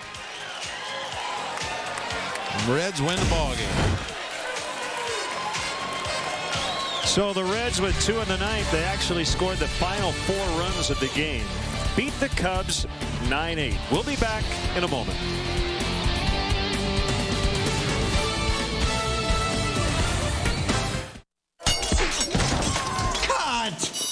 What's that doing on my set? Product placement, sir. Whenever we feature a product in a scene, we get tons of free stuff. Here we go.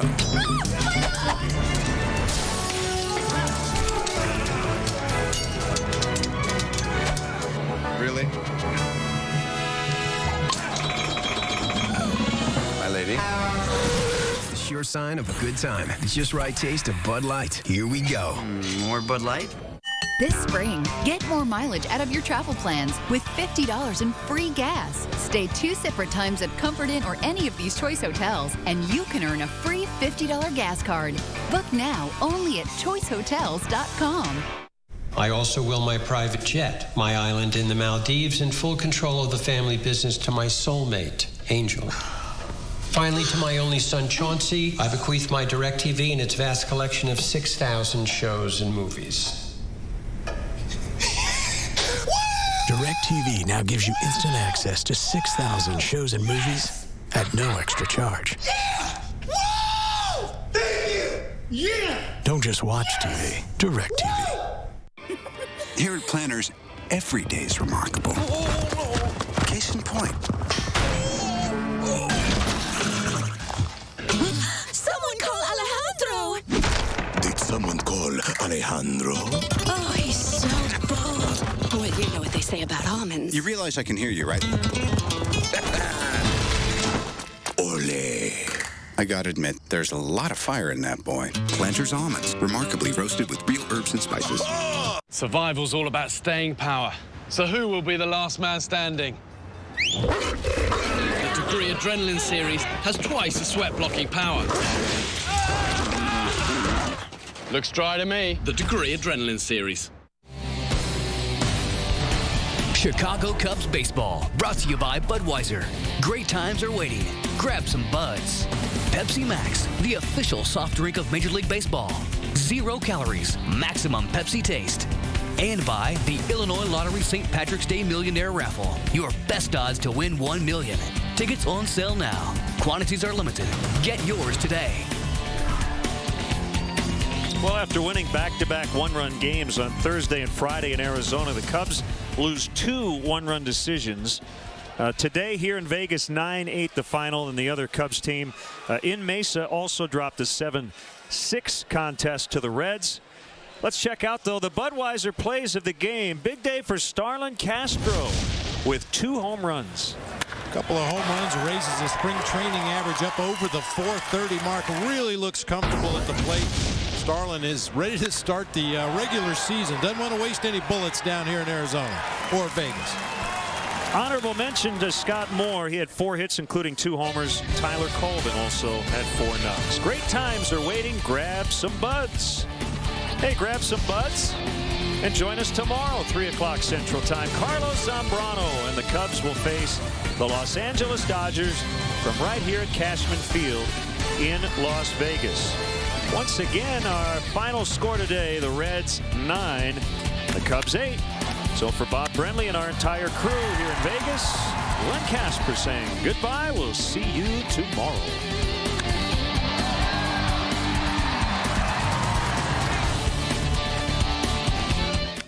Could switching to Geico really save you 15% or more on car insurance?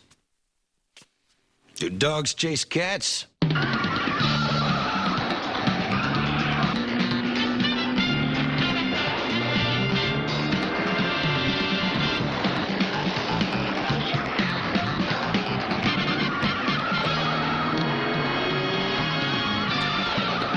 Geico. 15 minutes could save you 15% or more on car insurance. At Dairy Queen, we don't stop at good enough. We don't just give you a cheeseburger. We give you our cheeseburger lovers deal. 2 singles for $2.22 or 2 doubles for $3.33. And I'm not just playing a guitar. I'm playing a guitar that sounds like dolphins.